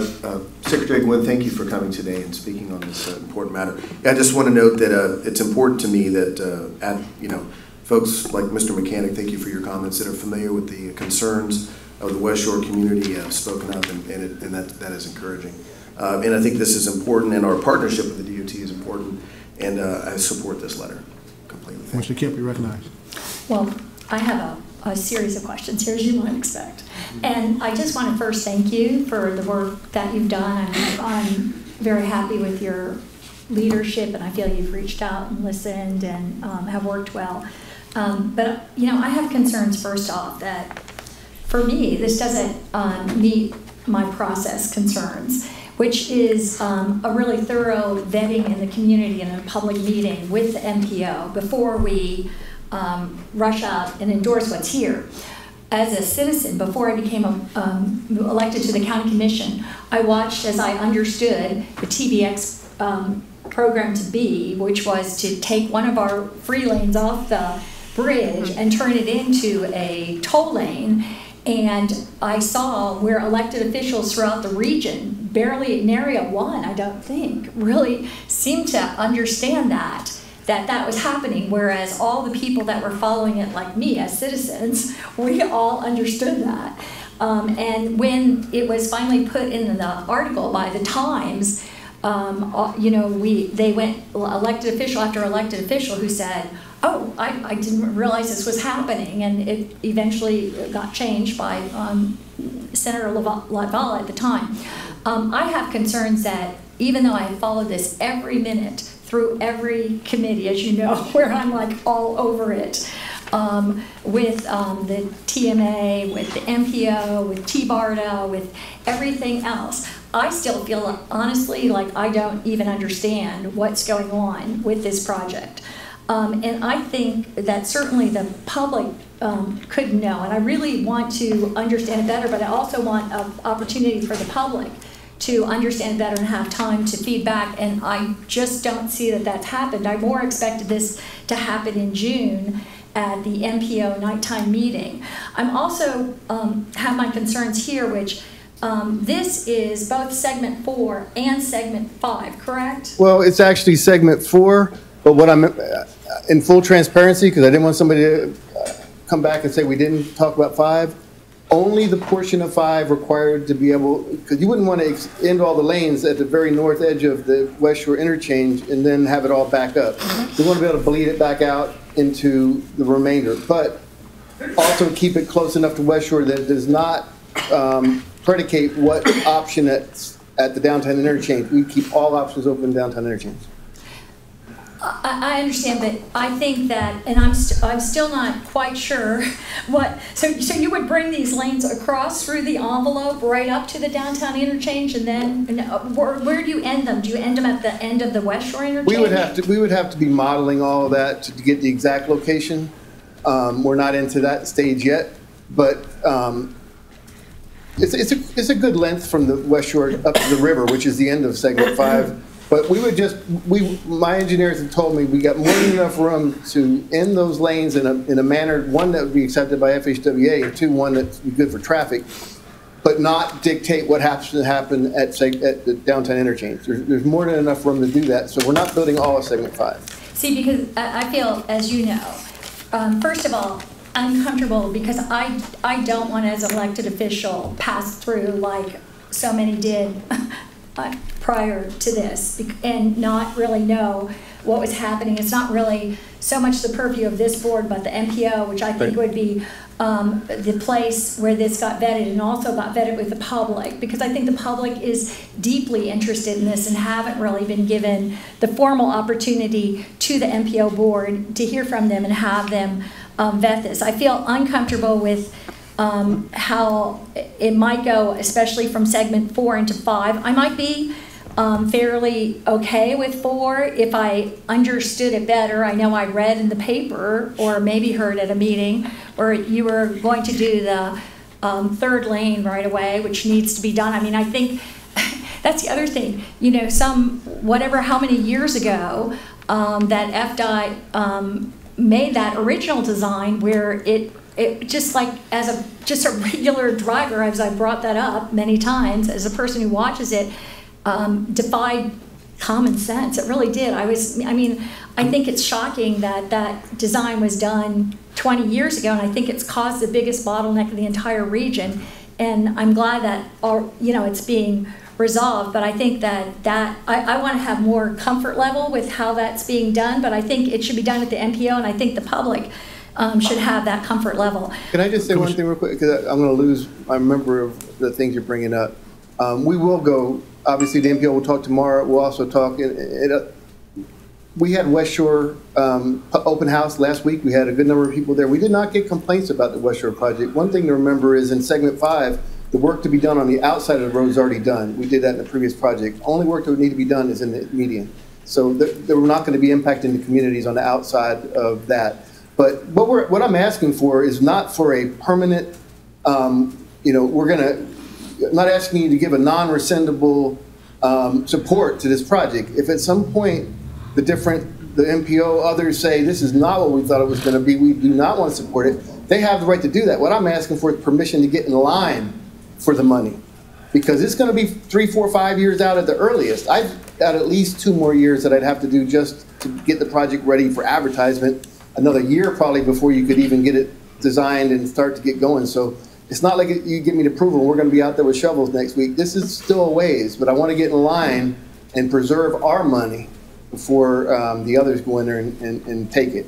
Okay. Commissioner Kemp, come on, we need to bring this in for landing now. Right. I have one more concern there that I'd like to express, and it was expressed somewhat by Commissioner Smith, and that's the hot lane versus, for these kinds of lanes versus, and I still don't even understand in the envelope, even though I've asked, and I think it's extremely important kind of where the exits are on this, how that's configured. I think it does speak to how the downtown interchange works, no matter what. I understand it's already been widened, but in every place else in the whole country that I've heard of, they have the hot lanes, the express lane version, toll lane version of HOV. And, as far as I could understand when I read about everything across the nation, this was the one place that did not. And I think it's important for us to, I want to have at least some guarantees about that. I'd also feel better if this was just about segment 4 and not about segment 5. And I think it would be important for this group to understand that. Yeah, I'd be glad to come and sit down with you and show you exactly where the lanes would end. The express lanes were worked out with the public to be enter and exit at Himes. They did not want it at McDill and a couple other places. But I'd be glad to sit down with you and show you. Well, are there any other questions or comments on the motion? Commissioner Overman, you recognize. Thank you. Thank you for helping us understand what you're asking for. My question is, based on the goal of getting support from the community, what is your timeline for being able to get in line? Because while we obviously have a lot of planning that still yet needs to be done, and the SEIS does have to be completed before you'd move forward anyway. But I'm trying to get an understanding of where, if you're looking for support so that you're able to be eligible to receive those funds, what is that deadline? I don't know that I could give you a hard deadline. What I can tell you that is when a new secretary comes in, a lot of people are going to come talk to them looking for money. I want to be one of them. we're not, we've got a lot of time to still work out with the details with the public. They're not going to give me money for next year. This is over $1 billion. And so that's why it's so important it comes out of CIS. And when I was told before that, come back to us with overwhelming support, that's what you need to do. That's kind of what they told me afterwards. They're like, come back with overwhelming support. Do I need to have a letter of support from HART? No. Would I like to have it? Yes. I'd like to have as many bullets in my gun as I can. And each agency provides me one more to go up there with. Thank you. Thank you very much. I think that's very helpful for us to understand. We have had a long history of not working together and not getting what we need. And I think it's important that we look forward and have an opportunity to do so. But I do believe that the questions have been asked regarding SEIS and design have to be at the forefront of our relationship as well as the MPO's relationship with planning, and I appreciate your time. Thank you. Councilwoman Donahue, you're recognized. Thank you for being here. Obviously, we're not that rubber stamp group. No, I don't expect you to be. However, I am comfortable voting for this support because I feel that you've pointed out clearly that you're not going to be asked to give every detail, but that you have to get in line and ask for the money, because without the money, it doesn't matter what the details are, we can't even get started. Mm-hmm. So I'm ready to vote on this, and I just want you to know you have my support. Any other questions? Commissioner Smith, you recognized. Could this letter be amended to include some clarification for what we've now come to understand that it means, that you are asking for support of getting funding for a general concept of solving the serious issues that are in this intersection, but not nailing us down to supporting what I see on these plans so far, and not nailing us down to supporting these plans until they've gone through the SEIS project and the MPO public hearings. I'd have to look at the letter and then make a decision. Do I want to include that in my package, or do I want to not include it in my package? If I had my way, I would ask everybody to do what the TMA did and say, this is the #1 regional priority for CIS funding, and thank you very much, and this is my, but I understand that some folks want to put more information in there. Anything that waters it down just makes it harder. We've already lost $500 million to another region, and I don't even have a guarantee that I'll get this with all this support. I'm just saying that without it, I know I'm not going to get it. Mr. Hart, you recognize. Thank you, sir.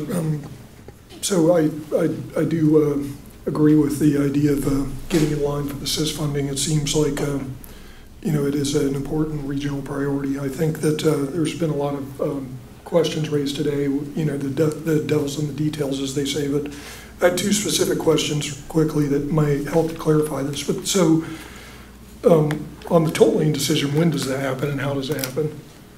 Well, a recommendation will come out after the final public hearings, which will be held this summer, hopefully. And then towards the end of next year, a final decision would come out in a record of decision. But again, just to make sure, that's not for all time forever. That's right. Based on then. So. Understood. I just wanted to understand the process. I mean, educate myself exactly how that decision was going to get made. So there'll be a series of public hearings through the MPO where that'll be discussed. Well, there'll be public hearings that FDOT will hold. Okay. We'll also, of course, brief all of the agencies in the area about that along the way. Right. Okay. And then subsequently, how transit will interface with this segment 4 and partial segment 5 construction, and then subsequently the Charlie Steakhouse multimodal transit center. At one point, because I would assume that this segment 4 design must at least take that into account. At what point does that portion of the design get pinned down, and what process does that get vetted by the public? We're currently doing some studies on intermodal centers, and one of them being the one at Charlie's. A lot of it's going to depend on how your plans come out and how many modes we can tie together into that area. We're still waiting to see what Brightline's final plans are. There's a lot of things I think that have to go into effect where the intermodal centers go and how they would operate. So we're nowhere near, I don't think, yet ready to move forward on something like that. In addition, it probably would be some sort of a P3 project that would evolve. But, and if I go back to your first part of that, I missed the first part of the question, or at least I can't remember it now. Oh, just, I think you answered my question, so. Oh, how transit interfaces in there. Yeah. And that goes back to the tolled lanes. The only, I don't want to say this the right way. The good thing about tolled lanes in the express lanes is it does create a reliable travel time corridor that can be used among other folks' transit. If you just have extra lanes, we know they're going to get clogged up like all the other lanes. But that's the theory behind it. But I'm not saying that's what we have to do. But that would be a transit corridor. You know, the Catalyst project that's been talked about, you know, in Hillsborough County with all the stuff that you'll hopefully be able to do now, that becomes almost more express bus. And express lanes or shoulders would be the place to put that. But in the West Shore area, we're going to be coming across the bridge. There's not going to be any stations or anything. We're coming in, that's where we'll come into the station. And this could, now, if we don't do anything at West Shore, you come across Howard Franklin Bridge and you stop, including transit. Mr. McLean, you recognize. Thank you. I'm sorry. I appreciate you clarifying those questions. I'm in support of a letter helping you to get in line, and I think we're going to need to, you know, if we do give you that support, to trust your leadership that you're going to get back with us on these important issues. Absolutely. Develop our plans. And if any of you want us to come over and brief you on any details you want to see, we'd be more than glad to. Mr. McLean, you recognize. Yeah. Mr. Gwynn, I want to thank you for coming today. I think for me, you've answered my questions, and as somebody who has maneuvered through the West Shore area there, you got my support also. I'll echo what some of our board members have said. We'd like to get a little bit more detail, but definitely have our support in trying to rectify this and getting us in line for that type of funding. So thank you. Okay, we have a motion by Mr. Mechanic, second by Ms. Shanahan, to approve the letter of support to FDOT. Seeing no further discussion, all those in favor, let it be known by saying aye. Aye. Opposers? Motion is adopted. Thank you very much. We will revert back to the approval of the consent agenda. Before we do that, Mr. C, you have some comments to make on the consent agenda. Thank you, Mr. Chair. Since our last committee meeting, there were adjustments to the funding of our FDOT grants. Bring your attention to item C, Resolution R2018-12-62. The original amount the committee approved was for $241,000. We now have an exact amount of $252,407. Item D, Resolution R2018-12-63. The amount provided at the committee was $412,225,000. The final amount is $435,040. Okay. Chair, I move approval items 2A through F. Second. Second. I have a motion to approve the consent agenda A through F, second by Ms. Shanahan. Any further discussion? Seeing none, all those in favor, let it be known by saying aye. Aye. Opposers likewise. Motion is adopted. We're now on the President Streetcar. Streetcar presentation, Mr. Steve Shoecraft. Good morning. Yes, my name is Steve Shoecraft. I'm with HDR. We're the consultants to the City of Tampa on the project. And we've wanted to provide a brief presentation on where we stand with the study. We're preparing to go out with public workshops and briefings and other sort of meetings to talk about the status of the work, and we wanted to give you an update on where we stand right now. As you know, let's see when the presentation comes up. This is the study has been underway for about 1.5 years. This is to look at providing a high-capacity enhanced transit service supporting downtown, connecting the broad districts defined as greater downtown. So we've been through first phase of that study, and I'll explain the results of that first phase and talk about where we stand in the second phase. But it covers both an extension of the existing system and modernization of the system. We're evaluating vehicle technologies, project costs, benefits, and impacts. We're closely coordinating with other related transit studies, so the Regional Transit Feasibility Plan, Brightline, and other projects that influence how transit's going to interface with downtown, with existing modes and potential future technologies. We're working with all those to understand streetcars' potential role in that system. And we've had a significant level of public engagement and stakeholder engagement, and I'll talk about upcoming meetings that we have scheduled. So the project is sponsored by DOT and the City of Tampa as the funders of the project, working closely with HART through the study. To date, HART as the operator and a key partner, obviously. HDR is a lead consultant with a team of consultants, including Kimley Horn and other specialists.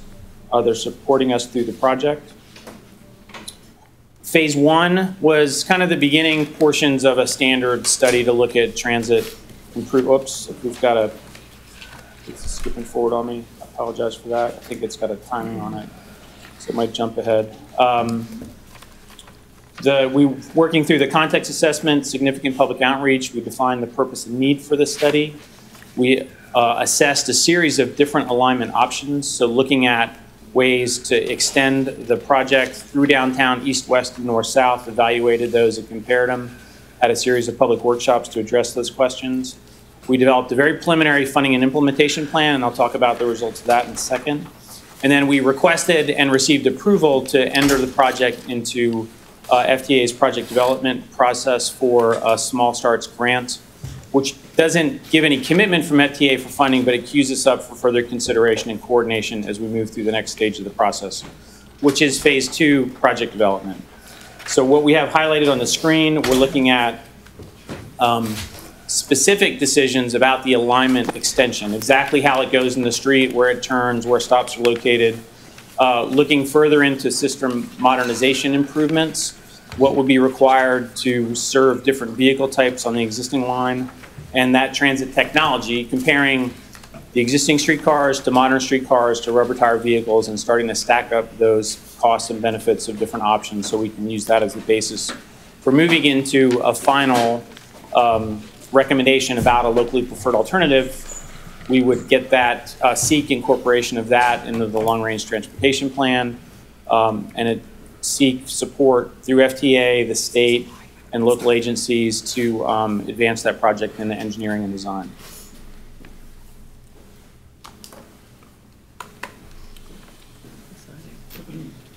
So one of the things that we think about a lot as we talk about the future of the project is really what is the changing context of downtown. And over the past year and a half since we started the study, a lot has changed downtown. Significant project investments have been announced. Projects are underway. Significant construction is happening. So a lot of what was ideas a couple years ago are the first phases of built work. So significant public investment, significant changes. And a couple of the items we wanted to highlight, we're talking about conservatively $6 billion of private investment in the pipeline for projects. And this is not pie in the sky stuff. It's real money and it's real investment underway. So this is a different time than it was 20 years ago when there was a lot of ideas, but not a lot of money behind them. There's a lot of money, there's a lot of work underway. A couple of the big numbers to think about is by 2040, we're talking about 100,000 people living and working in walking distance of the alignment. That's 100,000 people within a quarter mile of what we've talked about as the alignment. Not all of downtown and not downtown extended, but that's within easy walking distance of the streetcar existing alignment plus the extension. In the pipeline right now, and this is not what could happen in 20 or 30 years, but real projects that have been proposed, 15,000 new residences, so that's units, not people. Over 2,000 new hotel rooms, 3 million square feet of commercial, 1.8 square feet of retail. Significant change in the amount of activity. And we're talking about adding that in an area where we're going to see limited improvements in roadway capacity. So we've got to move these people around in ways that our streets are not likely to handle over the life of the project. So phase 1 resulted in early decisions. I apologize for that jumping on me. It resulted in early decisions about the extension. We identified a north-south route following generally Tampa, Florida, Franklin, with no specific decisions about how it would fix, but we tested that to see what the ridership potential looked like, what the economic development benefits looked like, and we looked carefully at cost at that point. The extension alone, with the cost required for additional modern streetcars and improvement to this facility to support the new maintenance and new size of a fleet, was around a $100 million project. And then the modernization, which would be upgrading the existing line, so smoothing out some of the tight turns, improving the stops themselves. If it was a modern streetcar or a low floor vehicle, so you could do level boarding, we would need to reconstruct the existing stops. And the proportional cost of new vehicles and the Charlie facility expansion, that was about a $70 million project. So we're looking at a total of $170 million. That's the version of the alternative that includes replacing the existing fleet with modern streetcar vehicles and running modern streetcar vehicles through the extension. Chair, could I ask a quick question? Yes. Sure. That 170 million, does that include the crossing for CSX? The costs for the crossing are included in there. I mean, as an engineering problem, it's not a significant problem. It does not attempt to assess the potential of different insurance costs. Right. There's significantly fewer vehicles and less exposure west of Union Station for those crossings, so we don't see it as double what we have now, but that we haven't looked into that yet. Okay, thank you. When we move into phase 2, where this is moving toward an engineering project, so we start to ask more engineering and design questions. So the things that we're looking at now are the operational profile that we're trying to deliver with the project. So that's a high quality accessible service. So we're talking about a 1C trip from end to end, from Ybor City through downtown, through the downtown interchange to Tampa Heights. High capacity vehicles, so we can move significant number of people in limited space in somewhat congested corridors. Full day frequent service, as has been delivered now with the additional money. So we're starting to see a significant uptick in ridership just with that. Same vehicle, same line, but broader service and no fare. High quality stops with level boarding, and the guideway that would allow for use by other transit vehicles. So we're still shooting for an exclusive guideway, so just the tracks in its own guideway, but to have that guideway be used by buses and shuttles and other technologies. We're looking at avoiding congestion to the greatest extent possible. So that's maximizing the amount of exclusive guideway service to maximize travel time reliability. Avoid parking and turning queue conflicts. So the corridors that we're looking at all have issues with intersection congestion. We're trying to figure out the right side of the street and the right location to avoid that congestion. We're trying to maintain existing roadway capacity. So this doesn't rely on a lane elimination or a road diet project. That could be great, but this project doesn't require that to work. We're trying to minimize impacts on both the number of parking spaces and the impacts on how parking affects the transit service. If someone doesn't park well and hangs their car out into the streetcar lane, then you've got a blocked streetcar and we've slowed service. So we're careful about those conflicts. We're trying to minimize impacts on sidewalks and public spaces. So that gets us to the corridors that we've looked at. So we've done, yes. Yes, I was looking at the 1C trip from end to end. Is that from, say, Ybor all the way up through the circulator portion, or, I mean, or is there a transfer between the historic streetcar line and the new proposed extension? No, that's a great question. There had been discussion during phase 1 and earlier about the possibility of using possibly the Greco station as a transfer point to switch technologies to go from the replica streetcar to a modern streetcar. We've thought about that and looked at it, and that switch in seat is really a penalty for the riders. It slows the service connection from end to end down significantly. It also requires the storage and maintenance of two different vehicles, significantly different vehicle types with different equipment and different requirements. So we're looking at one technology running the full length of the line. Okay. Thank you. We've done a little bit of screening initially. So you remember in the previous slide that we showed the south end of Franklin Street is one of the alternatives. We think that the costs and the operational impacts associated with running streetcar on the south end of the line through the Esplanade The block north by the city municipal building and city hall and north of that is fairly problematic. It's also very expensive from a reconstruction standpoint. So we've excluded that from advancement into this phase of the study. So these are the sections that are highlighted that we're looking at now. They include Tampa, Florida, and then the north section of Franklin. I don't know if it's a little bit difficult to see, but where there's the hatching on that graphic, those are the places where we can accommodate exclusive guideway service and maintain existing traffic capacity. So that was where the streetcar would have to be in a shared lane. And that's one of the constraints that we're continuing to look at. So the Florida corridor, we've looked at the avoiding some of the key cues. So when you if you head north on Florida, and if you think about that corridor, it narrows as you get north of the original grid and shifts due north. It's a 33 to 35 foot section, so we have to get streetcar within an existing travel lane. We're talking about moving it to the right side of the street there so we can serve Marion Transit Center and avoid the left turns at K for the downtown interchange. And if you know that in the evening, that's a significant backup now.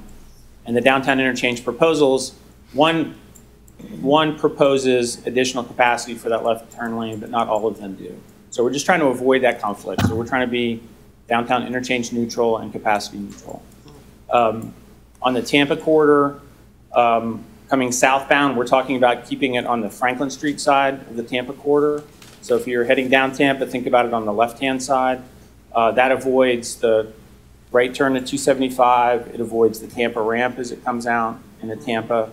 It also serves the Marion Transit Center side of the corridor southbound and the Franklin side of the corridor the complete way. And then when we get to the south end of that, we've got some issues we need to puzzle through at the Jackson. The Jackson intersection is one of the more congested intersections, Tampa-Jackson downtown, so we're looking at options to work through there. So those options are comparing the performance and the fit and the impacts of an exclusive transit lane service. So that's a fully separated transit lane with a raised barrier that's only streetcar and only buses. It has some significant advantages. Obviously, it bypasses congestion along the corridor. So we can, if Florida's backed up or Tampa's backed up, it can zip by that congestion. With transit signal priority at lights, it can advance a light so it can continue through intersections. It limits the potential for the guideway to be blocked by parked vehicles, by delivery vehicles and other vehicles, so it won't have that experience of being slowed down by different activity. So if you think about Franklin corridor as an example, virtually all of the uses that front Franklin have deliveries from Franklin because they're not alley access blocks and they can't be served from side streets.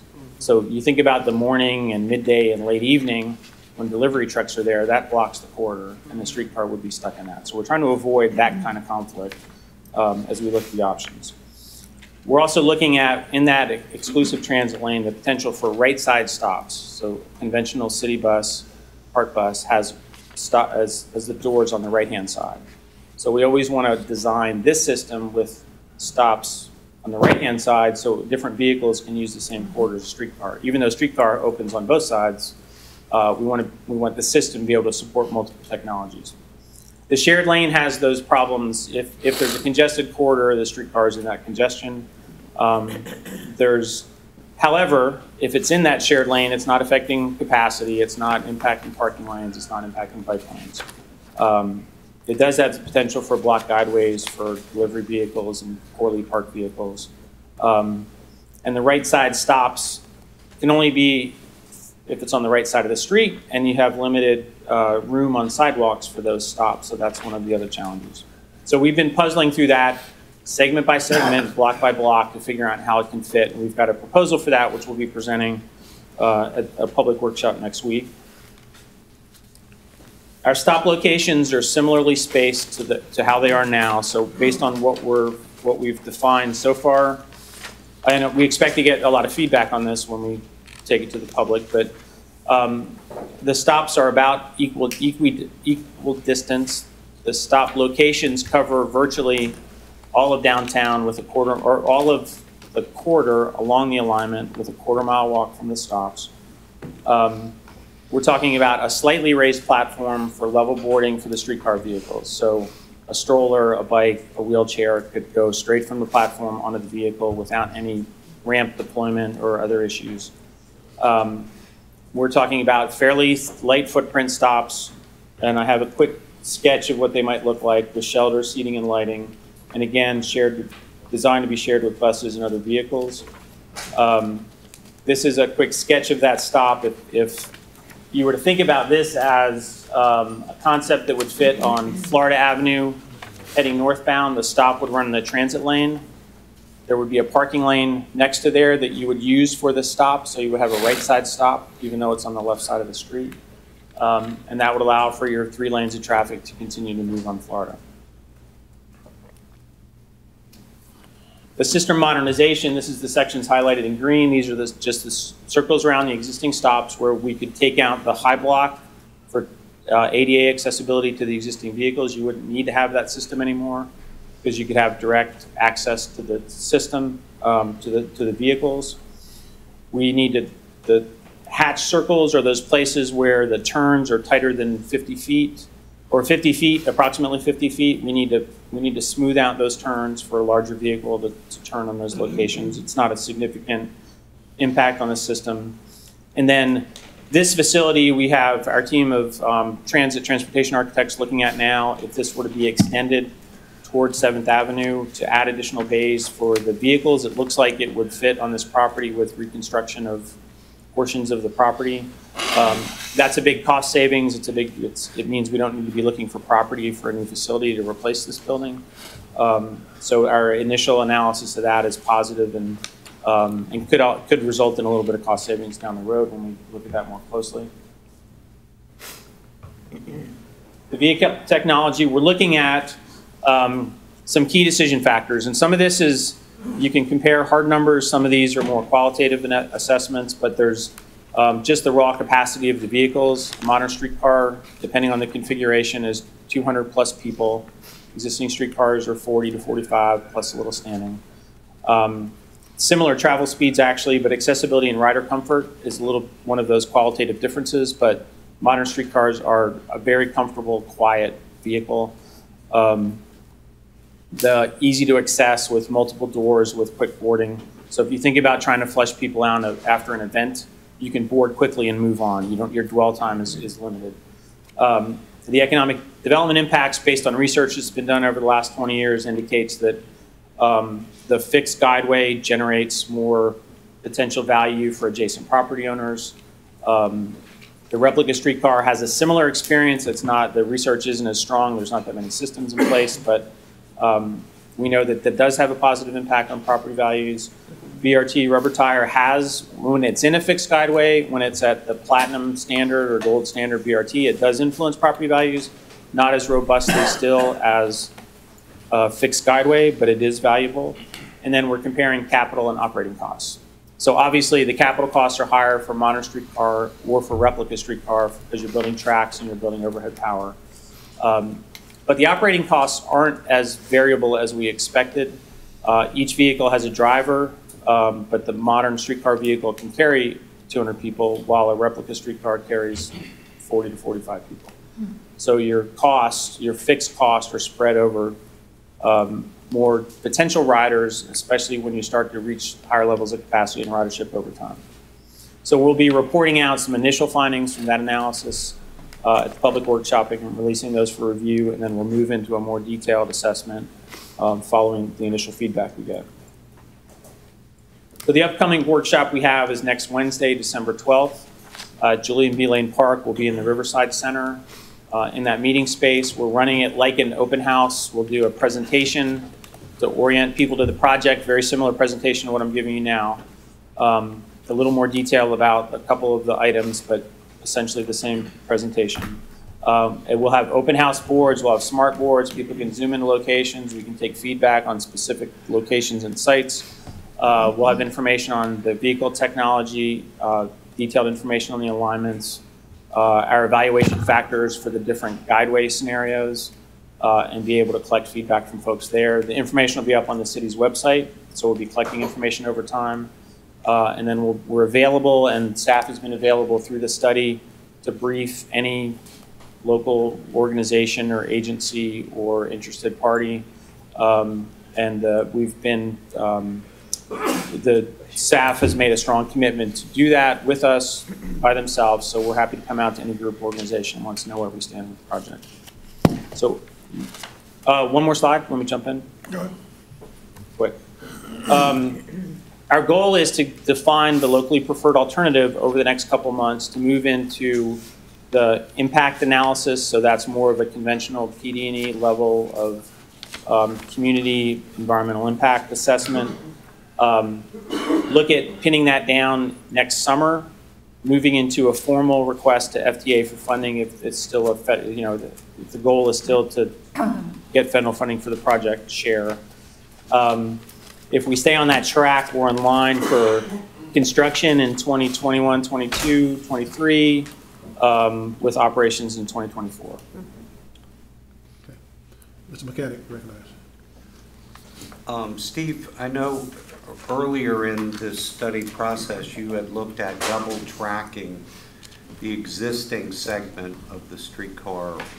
What happened with that? I mean, I realize that's a major cost item, but could you sort of go through the thinking on that? And we've looked at it in 2 stages. The initial stage is that it looks like we could achieve 10 to 15 minute headways even with a modern vehicle with the existing double track section.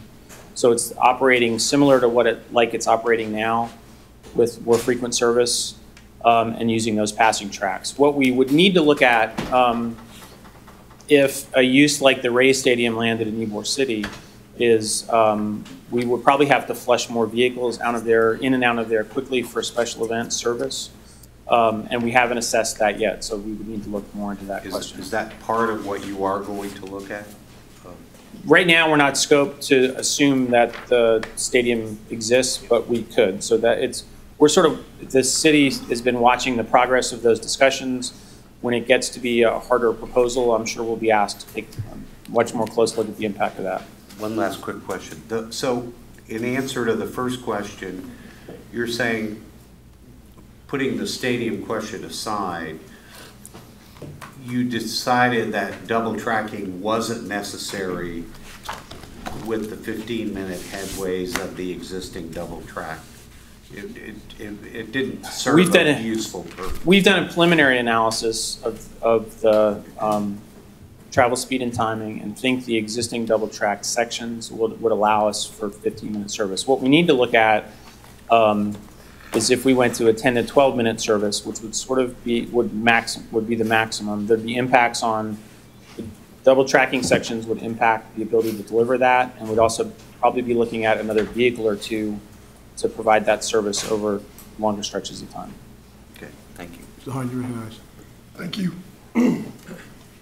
So I was wondering, as part of this study, will you mentioned the economic impact of BRT and or the modern streetcar, but will there be some analysis for the city to consider, actions they can take then to capture that value, and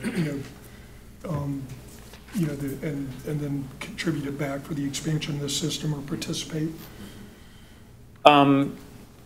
When we move into later in phase 2, when we have the project better defined, we'll look at the funding and implementation strategy, and that question about value capture will be picked up then. So the existing assessment district is a value capture mechanism that exists, but it's a limited footprint. So one of the first questions we'll have is, do we extend that assessment district, and we look at what properties are eligible to pay or required to pay, and if that range of use expands. So that'll involve a look at the existing adopted land uses under the comprehensive plan and. From a TOD standpoint, yeah. We don't have a separate assessment of the comp plan categories, but I can tell you the categories that exist along the line would be defined under any measure as transit supportive from a density intensity standpoint. We're within, up to Palm Avenue, we're within the footprint of areas that allow for pretty significant density, and the city's already approved a number of projects across that would be defined as TOD. The question would be, I think, more about more detailed orientation to stations, working with the city and the downtown partnership to look at the frontage requirements and how building orientations work and where driveway accesses occur is one of the things that we would look at, but our scope doesn't have a detailed dive into that right now. Okay, yeah, and so obviously the transit-oriented development design components are kind of, a self-fulfilling. I mean, I think that, as skilled developers come in, that they'll figure out how to design around you. But I think the real question is, as an organization here that we're, now empowered with some additional funding, most of which will be for the purpose of operating a new robust transit system, but that we have to figure out how to actually get it in the ground. And the comprehensive land use plan, I think, does really address, the idea of transit-oriented development. I think maybe there's, not robust city code provisions on how to actually capture that. There are some good land uses along these corridors that you're looking at. Community Center 35, I think that the city's created some new land uses that may not be fully implemented yet, neighborhood mixed use. But I guess the question is, as you're looking at this, as we think of going to the next step, is then, we spoke earlier with the FDOT secretary about, leveraging now our new ability with our ability to fund operations to leverage new funds and build the systems that we need. But I guess the question here, and I'm happy to come to the meeting in December, but is how does this move to the next step? How does the city of Tampa get information, actionable information to capture the value that will be created by this public asset that we're going to build and put it back into building? We have a later task in our scope now, which is land use. It's a land use and economic analysis piece. We've used some of that resources to look at literature review about the impact of the different vehicle technologies on the land use and economic development potential. So we've done some work on that in that regard. We'll do more of that, and some of that's required to when you submit to FTA to document the transit supportive land use and economic development related scoring criteria. We'll do the research for that as well. The financial evaluation, which we'll move towards, we'll start to look at different scenarios for value, and value capture would be part of that evaluation. So those would be later tasks, and we would expect to be able to report back on progress in March, April timeframe. Okay, so one more quick question, then just into the weeds of what you said. But you said that fixed guideway created more value, but then I think it was a little ambiguous as to whether BRT, when it was fixed guideway, was equal to a modern streetcar, or, so for example, in my limited travels, like the 16th Street Mall in Denver, it's rubber tire streetcars for all that, high-end BRT level platforms. But clearly there's a public commitment, and it's not moving off 16th Street Mall, but it also doesn't have the overhead infrastructure required. So when you give that example, when BRT is fixed guideway, is the value rise that it gives equal to modern streetcar? I don't believe that it's equal. I think it's less than. I think there's a lot of questions about the methodology in the study. There's been a few analyses that rolled up different evaluations and tried to scale the different potential benefits of different kinds of investments. So the fixed guideway rail has been the highest in terms of what the research has shown for primarily the research focuses on property value increases, not other economic activity, because it's easier to measure if you can screen out the other factors that influence property values. But I can't quote from we're just producing that literature review now, so I can't give you details, but in general, in previous research that we've done for similar projects, BRT has not performed as well, but we also don't have BRT that's operating exactly like light rail with a similar level of investment in stations and guideway improvements. So it's hard to get an apples to apples comparison. Thank you. Thanks for the presentation too. And Mr. Kemp, you recognized. Thank you. It was a very good presentation. The questions have been really illuminating too, and I just have two fast ones I just want to understand. One, it sounded like when you talked about capacity, can you have equal capacity, or, I mean, do you just have more frequent service, like every minute or something, if you're trying, let's say, to do a one of the trains or rail cars, you said holding 200 people, as compared to the BRT? You would start to, the challenge, the passing track challenge is one of those constraints. So you can't introduce 4 replica streetcars per one modern streetcar and move those as quickly, because you have to queue up and wait for the passing track. So that would slow you down considerably. You're going to get spacing and timing and dwell time questions at the stops that are going to favor the larger capacity vehicle over multiple smaller capacity vehicles. So if you thought about,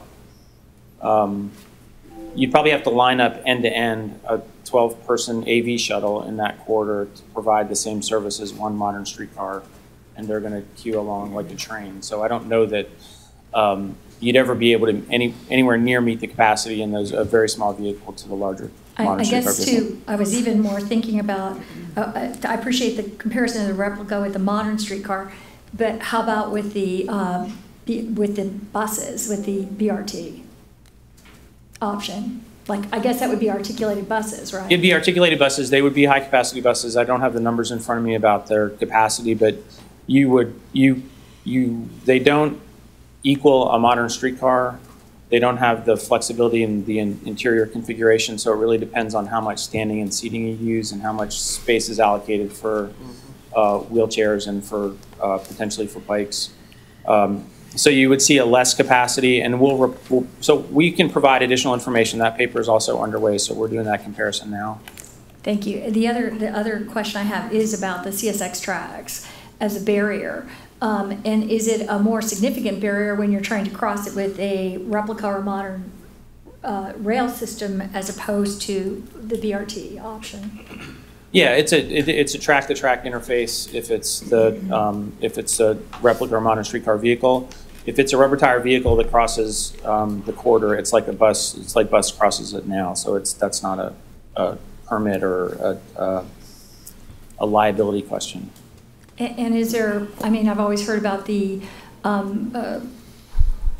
CSX, and they may have changed their tune some in terms of this, but the crossing at Ybor was so difficult and has been very expensive on a continuing basis for us for our insurance. And I'm just wondering about your thoughts on that. CSX possible reluctance or granting permission. Yeah, we've had a number of discussions with CSX about the crossing, what would be required to assess it from their standpoint. A lot of those discussions have been a little bit more on the engineering side. How do you move through the process of conceptually designing the crossing and then assessing the safety potential of it? We've not looked at what the insurance cost would be. I think the primary question is the amount of exposure. So we're past the Amtrak station and passenger trains crossing the tracks in downtown, and the number of vehicles are substantially less. Possibly in an ideal world in the future, there wouldn't be CSX tracks there and we wouldn't be concerned about it, or someone else would own those tracks and CSX would use them for limited service. So those are things that are still not fully resolved yet. We've not made, or the city has not made, a hard recommendation about a hard crossing of the tracks, and as soon as that happens, that triggers that next level of discussion. Thank you. Mr. Shukraf, thank you very much for your presentation. Thank you. Appreciate it. Thank you. Thank you. Thank you. Moving to discussion item, sales tax revenue. Mr. Seward. Thank you, Mr. Chair. We have not met as a governing body since the election and the results of the sales tax referendum. So today we would like to take the opportunity to walk you through a few items of discussion concerning the planning, at least the initial planning for the sales tax revenue. We have a series of items. We have 5 separate items. What I would like to do is to turn over item number 1 to our general counsel. Many of you have asked for an overview of the referendum, the charter amendment, as well as the oversight committee detail. Mr. Smith has prepared a letter and that was provided to you last week. He will review that. And then I'm going to combine items 2, 3, and 5 into a presentation on staff recommendations on how to move the organization forward rapidly and getting some new service and frequency on the streets in the coming months. So with that, I will turn it over to Mr. Smith. Good morning. The summary that I'm going to be providing you, I previously mailed to you, I think it was on Friday, and it was about a 5-page detailed summary of the new surtax. I'm not going to cover every item I've mentioned in that summary, but I'll touch on the main points.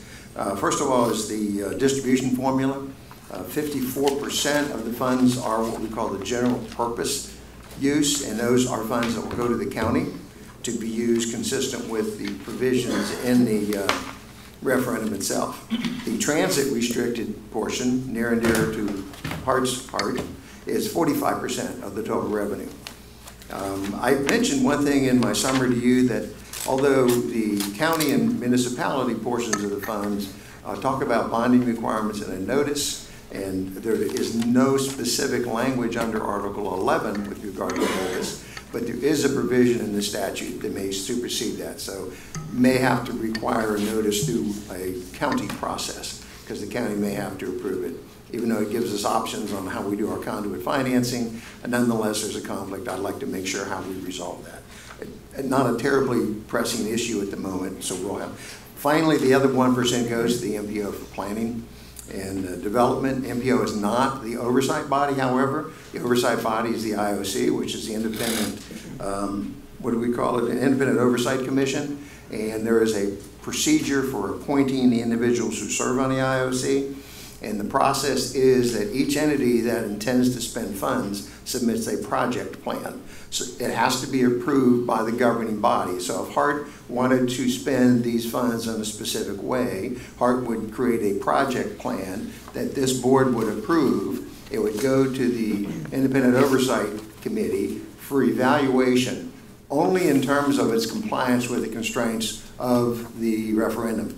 It's not a super governing body, it's an oversight committee. That's evident from the obligations provided it under the referendum. It does this project plan review, and it has an audit function.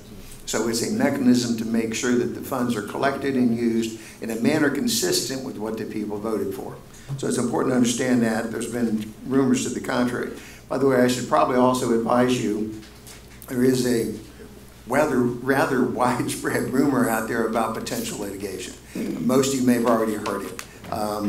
I don't know exactly what that's going to be or whether it will occur, and I wouldn't want to speculate on what the causes of action or the theories of the cause of action may be, because I wouldn't want to help someone who's trying to thwart the process. But I just want to make sure you know that. It creates planning obstacles and issues for you in terms of allocating funds. As you know, those of you who don't work in local government, any local government entity cannot deficit spend. We cannot spend money we don't have. So this board will be unable to allocate funds from the surtax if we end up with a lawsuit until that lawsuit is resolved. And there will not be any allocation of funds for specific purchases. There will be planning. You do want to get moving on it, and I believe Jeff will address that issue shortly. But I just wanted to let you know you can move forward on the planning all the way up to commitment of the funds. You can accomplish all of that. So you have a lot of policy analysis and policy decisions you can make without being held up. Anyway, back to the process. There's a specific category of uses. They're all delineated in the memorandum I provided you. Not surprisingly, they deal with the issues that you deal with, enhancing bus service, providing related equipment, et cetera. There's even specific guideways, independent guideways that can be allowed. There is an allocation of your funds, though. 45% of your 45% has to be used for enhancing bus services, as pursuant to the referendum. That's at least 45%, sorry. There's another allocation of no less than 35% for expanding public transit options. And that's a pretty expansive definition of public transit. It talks about utilizing exclusive transit right-of-way for at least 75% of the length of the applicable service. So you are talking about this is sort of to be set aside for significant exclusive transit right-of-way. And the remaining funds, if there are any, 35 and 45, obviously adding up to 80, but you may spend more because it's not less than. The remaining funds can be used for public transportation permitted under the statute. So the statute does interlace with Article 11. And one thing I'd like to correct in my memorandum on page 4, when I talked about relevant statutory provisions, I indicated that there's a provision in there that says the surtax may be applied to as many or as few of the uses enumerated below in whatever combination the county commission deems appropriate. It's the next sentence that may be problematic. It says that language seems to be superseded by the language of Article 11. What I mean by that is Article 11 has an allocation formula. It says exactly where the money is to go and how it's supposed to be used. The statute, however, talks about the county making that determination. I had assumed the county had made that determination in the process of preparing and submitting the referendum for vote. I do not know that that's the case. So I just want you to know that language is based on that assumption. I do not know exactly what the county did. We have 4 commissioners here who may, or at least 2 who may have been involved in that process. So that's an issue I wanted to clarify. And that's kind of a general overview of the surtax referendum. And if you have any questions, I'd be happy to try to answer them. Thank you. Mr. Stewart.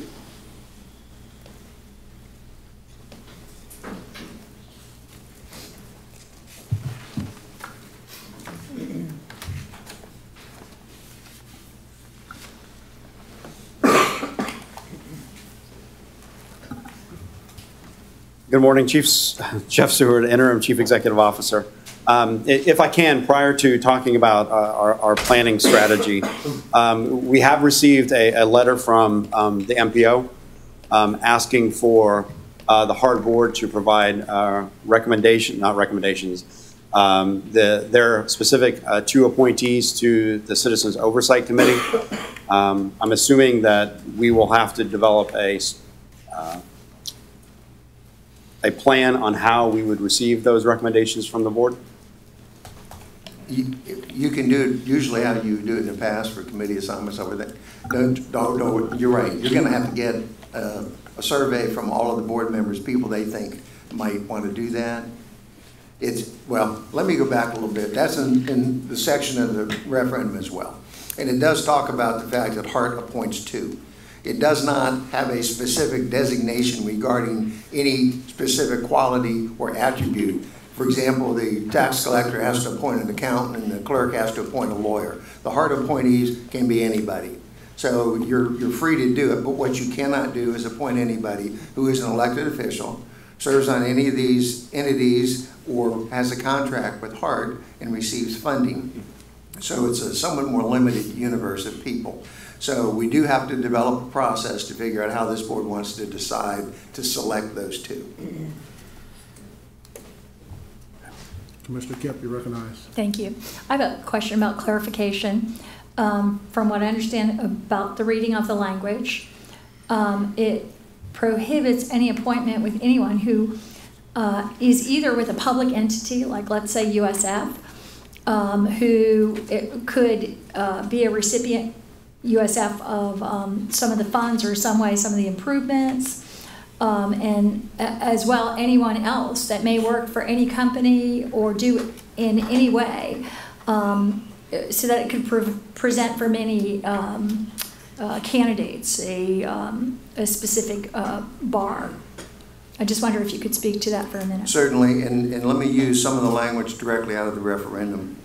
It says, no person then currently serving as an elected or appointed city, county, special district, state, or federal public office holder shall be eligible. In addition to that, no member of the Independent Oversight Committee may be an employee of, independent contractor of, or otherwise be materially engaged for remuneration by any public or private recipient of surtax proceeds.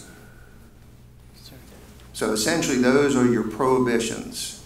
You cannot be an elected official, and you cannot serve in any of these types of governmental entities. You cannot be a contractor or employee of anyone who's doing business with any other recipient entities. So can I just clarify too? Sure. So if HART wherever, or anyone else, like let's say the county were to hire somebody as a consultant in some of this regard, that person in no capacity, if they were hired as transportation or transit-oriented development or something like that, they could, or prospectively might get hired, or prospectively might have, USF paid for. They could not be part of this. They would be barred from being considered. That is correct. Interesting question. If you appoint somebody who doesn't have that relationship when you appoint that person and they subsequently develop it, it would seem to me they would then become unqualified to continue. However, those sorts of things, the referendum contemplates that the IOC will develop administrative rules and procedures, so that will have to be addressed. But I would think they would be ineligible once they became such. Mr. Seawood? So staff will work with Mr. Smith on a process in which to garner recommendations from the board and bring that back at another board meeting. So on to the planning and strategy. So obviously our HART board direction and our organization. Sorry. Sure. I have a question about the application process. Can we publish any kind of notice that for the members of the public to apply for our appointment somewhere? Yes, you certainly may. That would, I think, be a good idea for us to have the broadest selection and for interested people to be able to apply instead of us just drawing from our own ideas. Could I make a motion to that effect? Sure. That this board would somehow publicly advertise to the public that this is the time to apply and what the deadlines would be, and a little bit about what the criteria are, and then have anybody who does actually apply through that process have their applications forwarded to us. Second. So there's a motion by Commissioner Smith, second by Commissioner Kemp to advertise. And maybe on our website. Okay. That's my next question. How are you going to do it? Yes, on the website and in any of the usual ways, the newspaper, whatever. But the website would be really good. If then we would all be able to forward that to different groups. Are there any questions? So the process I went through to serve on this board was through the county website, and it seemed fairly robust and it made sense, and there was an application you filled out, but I know that's not a question, but I'll just offer it out so that we don't reinvent the wheel. Well, the difference is going to be, sir, is that the county is going to advertise their own. Right. And then they'll go through the process like you went through an application. This body will be completely separate. Right. So we're not reinventing the wheel, we just have to do it separate. Right. Any further questions on the motion? Mr. Seawood. However, to Director Harden's point, what we could do is we could publicly advertise it like we do our legal notices and direct the application to a HART website to provide the application and the process to submit it. Well. And then we would all receive those applications. Yes, ma'am. I would recommend you have staff vet that first, just to make sure someone didn't apply that didn't meet the criteria, and then send you all of the qualified applicants. I mean qualified just in the sense of not prohibited. I agree, so make my motion say so. Any further questions? I have a motion by Commissioner Smith, second by Commissioner Kemp. All those in favor, let it be known by saying aye. Aye. Opposers, likewise, motion is adopted. Now, Mr. Seawood. Now on to sales tax planning and strategy. Obviously, our world changed significantly along with the communities on that Tuesday in November. And although we didn't advocate nor jump ahead in the planning process, as all good transit agencies and all good public servants, we always have a plan in our back pocket. So the plan in our back pocket that we've had is actually your plan that you approved last year in the vision and funded transit development plan that's required by the state of Florida. So that was the basis of our initial planning. So first and foremost, an overview, quick and dirty, of the funding. There's been a lot of comments about what that funding would look like as far as amounts It obviously is going to change year to year. As far as our initial baseline for planning this year, we're looking at a first-year estimate of around $124 million. $44 million has to be set aside for fixed guideway. Doesn't mean it has to be spent this year. It just has to be set aside. And that leaves $80 million remaining for the uses set forth in the charter amendment. So preparing and planning for this is obviously a monumental shift. It doubles our operating and almost quadruples our typical capital improvement program over any given 5-year period of time. Something that I've tried very hard to do in just this last 30 days is managing expectations. I have been called, I have been stopped on the street. When will we see XYZ? And very politely, you will see XYZ after the board approves it and we plan for it. So it is that expectation management, not just of the community, but even our own board and even our own staff.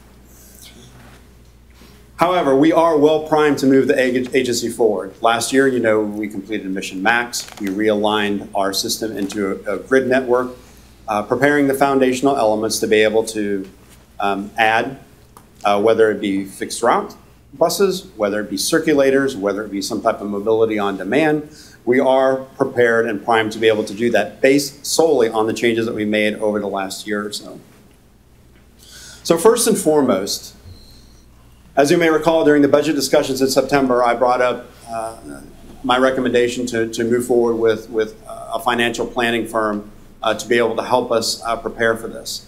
We did not move forward with it at that time, not knowing whether or not the referendum would pass.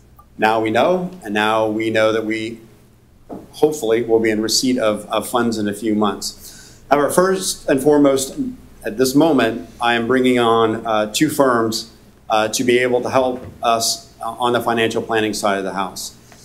Those are through Hillsborough County contracts, pursuant to my signature authority provided by the procurement manual and the HART board. The first is Clifton Larson Allen. They are an accounting firm.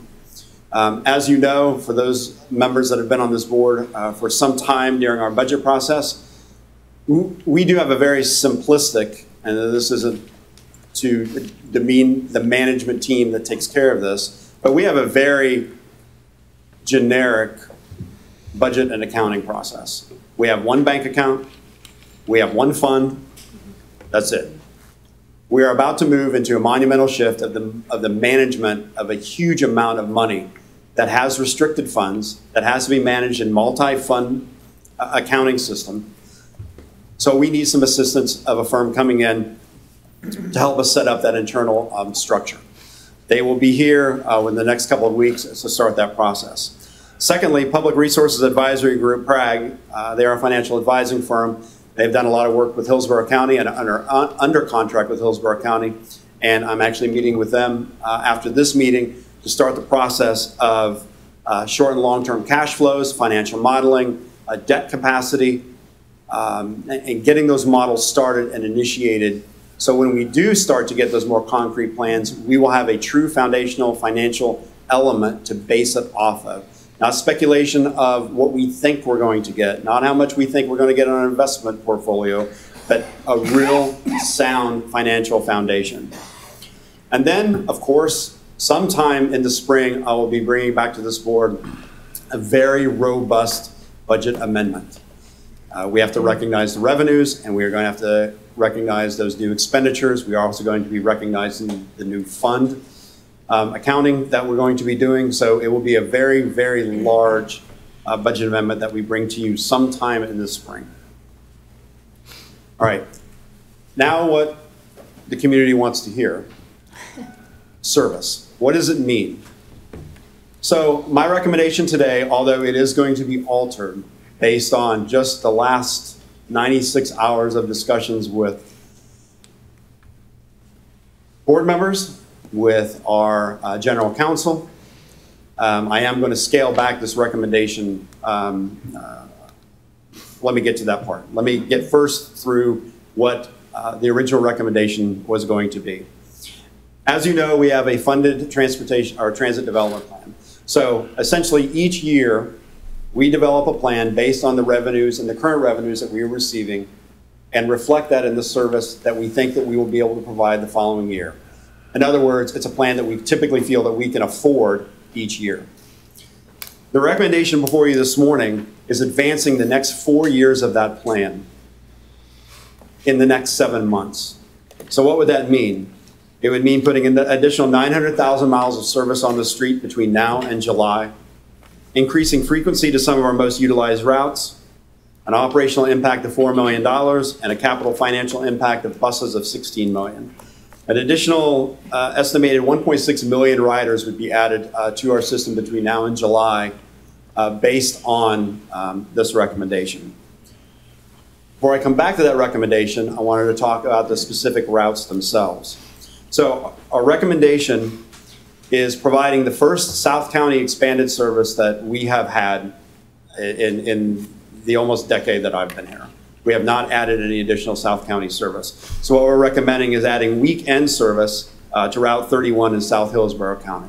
That's something that we haven't had the opportunity to do before. Also looking in January to advance the Route 32 into 15-minute frequencies during the day and then 15-minute frequencies on the weekends as well. So those two combined routes could be implemented in January. Then moving into March, we have the Route 12 and Route 42, and again, this is adding frequency. In May, a recommendation for Columbus Drive, again, 15-minute frequencies on weekdays, 30-minute frequencies on weekends. And then in July, we would go to Route 30 on Kennedy and move that to weekday 15-minute frequencies, which is a substantial jump in what we've been able to provide before. Now, I'm not going to go through each of the maps because the recommendation is about to change. So based on the information that we have and having an unknown of whether or not when and if that additional revenue would actually start to flow to the clerk of the court and then be able to be disseminated to us, I am making a recommendation that we stick with this plan. However, instead of implementation in January, we move the implementation to March and move everything back a month. That way it gives us the whole month of December and January to see, one, if the tax is going to get to start to be collected in the beginning of the year, and two, whether or not there are any obstacles to the collection of that tax or question of the collection of that tax. As our general counsel pointed out, unlike the federal government, we cannot spend money we don't have. Mm-hmm. And I would be totally remiss and irresponsible if I were to recommend to this board the spending of an additional $20 million before we have the opportunity to know whether or not that revenue to replace it is going to come through the door. So a couple of things, however, to keep in mind. We have a couple of challenges. One, obviously, are vehicles. And I want to take the opportunity to address some comments that you all heard this morning.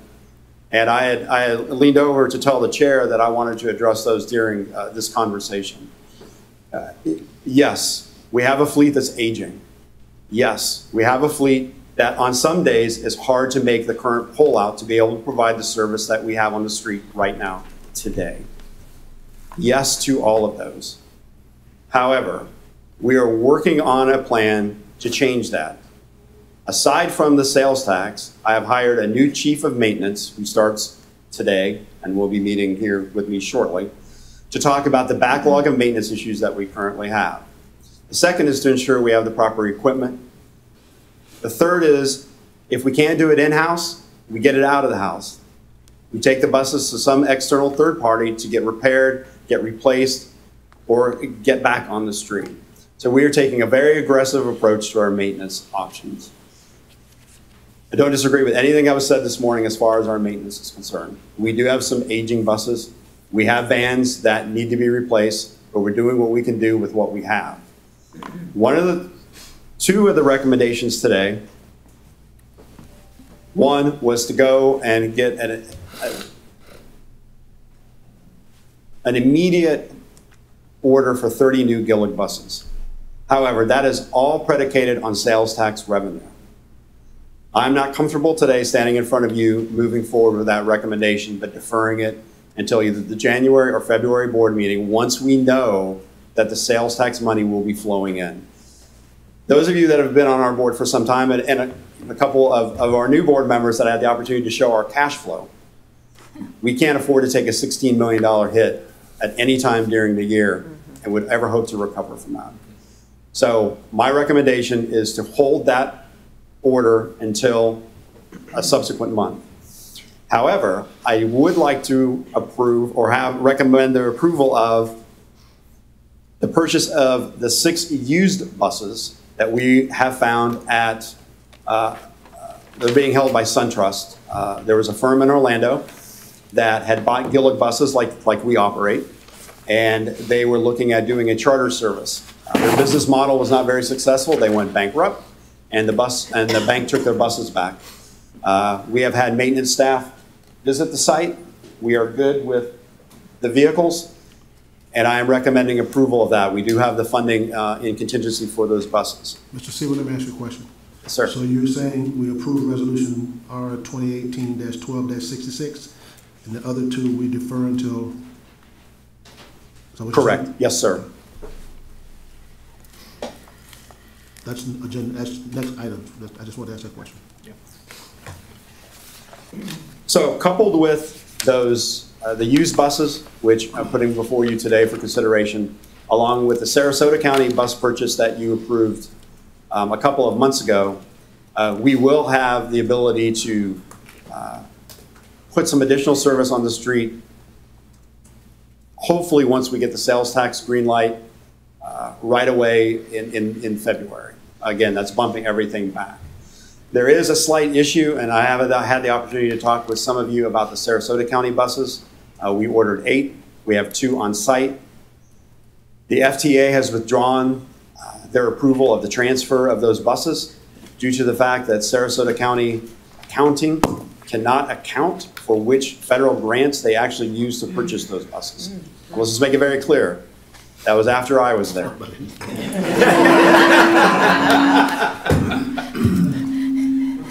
Want to go on record. So even though I am recommending pushing the large bus purchase off, pushing the additional service off another month or so, we are moving forward with a hiring blitz. We need operators through the door. A couple of issues that we will have with that hiring blitz. As you have heard this morning, we are in the process of a collective bargaining discussion. We will be hiring based on the contract that we have today, not a potential new one, not a potential increase. We are living in the world that exists right now. But irrespective of when we are going to get that service on the street, we have to get the recruitment of our operators geared up, and we're working on that now.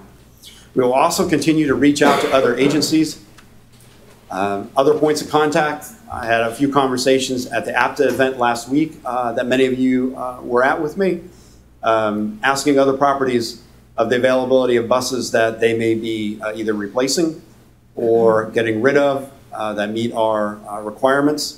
So that word is on the street now as well. So we will continue to do that to ensure that we get the buses that we need to provide service. So aside from our fixed route, we are moving forward with the Uptowner solicitation. We have talked about this over actually the last year of getting this moving forward. So we're looking at moving that solicitation forward in the next 30 days. The Downtowner, assuming that responsibility too, and getting the solicitation out on the street for that. And why I don't have a lot of concern about bumping that recommendation is by the time the solicitation is on the street, and by the time we go out and we start to get proposals, the issue of our sales tax should be resolved by that time, or at least an idea of when we will start receiving it. Out-year recommendations. You heard someone during public comment today make a recommendation to reopen up the TDP. So again, this board adopted its TDP in 2017, both the short and long term. That particularly the vision plan, was adopted with if we had all the dollars in the world, what would we like to put on the street? Well, we don't have all the dollars in the world, but we do know an amount now. We have that amount. So my recommendation, staff recommendation, is to engage with the firm to come in and evaluate our formally approved TDP, all of the corridor studies we've already accomplished, all the studies we've done, Mission Max. I come in and provide a recommendation to this board of at least a high-level blueprint of how to move forward as an organization in receipt of these funds. Looking at developing a long-range implementation strategy for the board to include the fixed guideway recommendations. So we have our fixed route service component, and then we have that additional fixed guideway capital money that's being set aside each year. So a decision and someone to come in and help us facilitate this discussion with the board. Even a recommendation to come forward in January or February to have a workshop to talk through all of the demands that this community has for transit and start to compare what we've done, compare what we've recommended, and look at what the community is asking for now and aligning all of those pieces. So once the new CEO comes on board, once we start collecting the revenues in the spring, we'll have a firm foundation and a firm plan to move forward. Work that's going on right now, aside from the collective bargaining that's occurring, we are also looking at doing a full-blown compensation review of our entire staff. We do have a responsibility to ensure our employees are paid fairly and equitable compared to other transit agencies and the cost of living in the Tampa Bay area. So we are, again, looking at a compensation study to look at all organizational members. Moving forward with a comprehensive bus stop and shelter analysis, this is something that we've been wanting to do for years, and we just have not done it.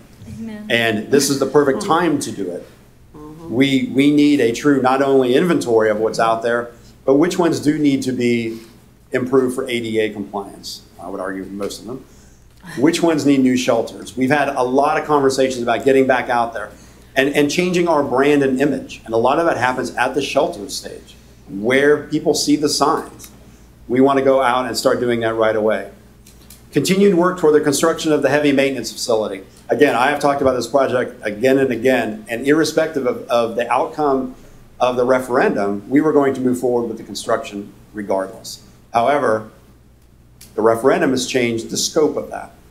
So instead of just looking at an isolated section of our property, we are now looking at a blank slate of the 21st Avenue property, looking at how we could reconstruct that entire layout to accommodate the future expansion of this organization without having to go buy very pricey real estate elsewhere in Hillsborough County. Also, we're in conversations, at least at a very high level, with the school board and adjacent property owners. Thank you, Director Harden. For property that's right next to us that we have been chomping at the bit to try to acquire for a number of years. We haven't ever had any money to acquire any adjacent property. Well, it has changed. So we will be discussing with the school board and the city of Tampa any available sites around that area that we can swap, that we can help reconstruct for satellite staging areas. So those conversations are moving forward. Working closely with FDOT and USF on the University Mall that's going to go through some major changes. My staff has known that during the last 12 months, I have very much wanted to address our UATC issues. That is not a very pleasant transfer center or site. These changes coming to the University Mall area could very much benefit HART. Of looking at some property there, maybe an intermodal station, a transfer station, something much more modern and more applicable to where we want to go. Continue working with the West Shore Alliance on their circulator service. Continue to work with the City of Tampa on the streetcar extension work that you saw today. All of those are moving forward regardless. Staff is working on that and very much on all of these topics. So with that, with the action items before you today, I am only recommending approval of action item R 2018-12-66, which is the third-party bus purchase. Motion to approve 2018-12-66. Second. There's a motion to approve resolution R 2018-12-66. Any further discussion? Seeing none, all those in favor, let it be known by saying aye. Aye. Opposed likewise. Motion is adopted. Yes. Mr. Chair, just to comment on Jeff's presentation. Okay. Jeff, you mentioned a workshop, which obviously needs to happen, but at some point in the very near future, we need to set aside an opportunity for public comment in connection with the additional sales tax revenue. Even if it's not mandated in the referendum, I think it goes without saying that we have to provide a vehicle by which the public has input on both the regular bus service as well as the dedicated right-of-way service and what people think we should be doing with that money. And to that point, Director Mechanic, what staff we will work on to bring back at the January board meeting a recommendation for initial public outreach. And we have done public outreach, obviously with Mission Max was pretty extensive. With Go Hillsborough, when we teamed with Hillsborough County to go out and do that, irrespective of the thoughts on Go Hillsborough, the public outreach that we were involved in was pretty robust. And we will try to emulate particularly both of those methods of getting the word out, of garnering that support, working through social media as well to be able to do that, but ensuring that communities that, as an example, communities that perhaps were stripped away of Mission Max service, of really getting back in there and getting an understanding of what they need. It isn't necessarily re-establishing that route that we took away, but it's really understanding what is your need for mobility in that neighborhood. And you're right, the only way we're ever going to do that is to get out there and actually ask the questions instead of just hoping that someone will tell us. So we will come back with a plan for an initial public outreach. Thank you. Mrs. Williams, you recognize. Yes, thank you. Mr. Seward, thank you so much for the presentation. This is something we've been looking forward to and wanted to talk about for some time, and very anxious to see what was on the radar. And thank you to you and your staff for pulling together this information so quickly. One of the things I did hear earlier, well, let me just back up a moment. The sales tax revenue is going to help us with a number of things that were said this morning by the employees. And I thank you for recognizing some of those things, or at least acknowledging the safety of the buses and the maintenance and so forth, and bringing on new people. And even our motion today to review our safety standards and ensuring that the community as well as our drivers are in a safe position. I did not hear any comments in regards to the intangibles as it relates to it's going to help a lot of people, but some of the things that I heard this morning from the employees, it reminded me of that internal survey that was done some time ago. And I just want to make sure or ask the question if there's a process beyond contract language, beyond pay and the things that the sales and tax revenue will take care of. Is there a process for us to respond to that feedback, whether I am involved or not, but that internal survey and making sure we have responses and continue an action plan to care for the culture and the community of your internal employees? In summary, yes, there is a mechanism. However, I wanted to point out, and I know this may not, I fortunately can't see anyone behind me at the moment. It comes down to a culture change. I feel very strongly that although we have employees that are part of a collective bargaining unit and there are very delineated, very succinct rules and requirements, that doesn't mean we have to treat those employees as if they are just a member of a contract collective bargaining unit. Every employee should be treated with fairness, with equity. They should be communicated with effectively. We hear these types of complaints, we should take action immediately. And I'll use the example of maintenance as an example. We heard some comments today that they tend to feel like second-class citizens, and that's on us. That is totally on the management team of one, having them feel that way, and two, not listening to when they need new equipment or when they have a recommendation on how to change some process that we have mandated that we do. I'm not a mechanic. I can't mandate any type of process out there.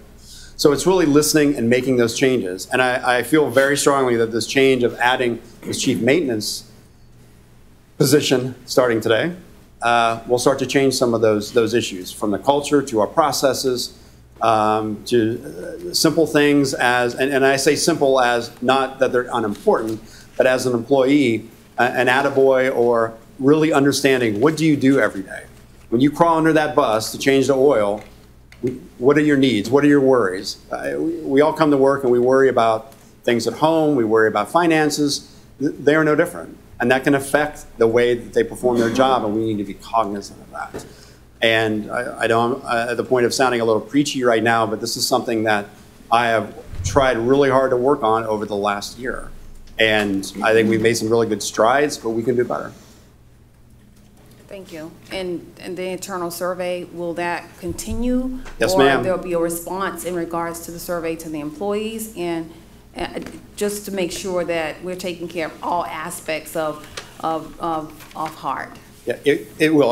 We will continue with the employee surveys. We'll continue with the employee engagement surveys. As you may recall, and I don't remember which board meeting it was at, where the results were provided? It was The November board meeting, where we talked about the fact that we spun off into focus groups. We're going to continue to do that. This isn't just a one and done. This is a continuous culture change, and it needs to continue. And we need to continue not just on our collective bargaining folks, but our non-bargaining folks. And particularly with what you saw today, once this money starts to flow in and we start to grow service, you're looking at right now an 800 employee organization. You're looking at 1,000, 15, 2,000 member organization over the next 10 years. So if you don't define your culture now and make those changes, you will only reap what you sow in the future. So now is the time that we need to address these issues. Thank you. Commissioner Smith, you recognize. Thank you. I've got a question about the big bus purchases that we're putting off, and I also have a comment about the out-year recommendations. The large bus purchases that we're postponing, did they have to go through did we have to have a plan that goes before the IOC, since we are planning on spending tax revenue for those purchases? So first, I believe that what we will present to that committee is our plan for the utilization of those buses and the purchase of those buses. However, on December 18th, I am meeting with all of the jurisdictions along with the MPO on exactly what that process will look like, on looking at having similarities, a streamline process between all the jurisdictions on what that project plan would look like. I would, and I am not the attorney to interpret the charter, but I would argue that right now, going off of the TDP, which has already been adopted by the board as the short-range plan, at least meets those criteria initially. So in answer to your question, yes, we would have to present this. And by the time, now that we're deferring that purchase, we'll have an opportunity to see exactly what that format's going to look like, and then and mold that into whatever the requirement of the MPO and the Oversight Committee is going to be. Good. And the only other thing I'd want to say is that looking at the out-year recommendations plan, just I think we all need to keep in mind that the past plans were made with ideas of the limited budget that we have to work with, and this is a paradigm shift if this additional revenue comes in, and so we wouldn't want to just be, I don't think, looking at doing the past plan quicker, and but in really taking a hard look at what we would do with this, greatly expanded revenue and possibilities in the 21st century. And I agree fully.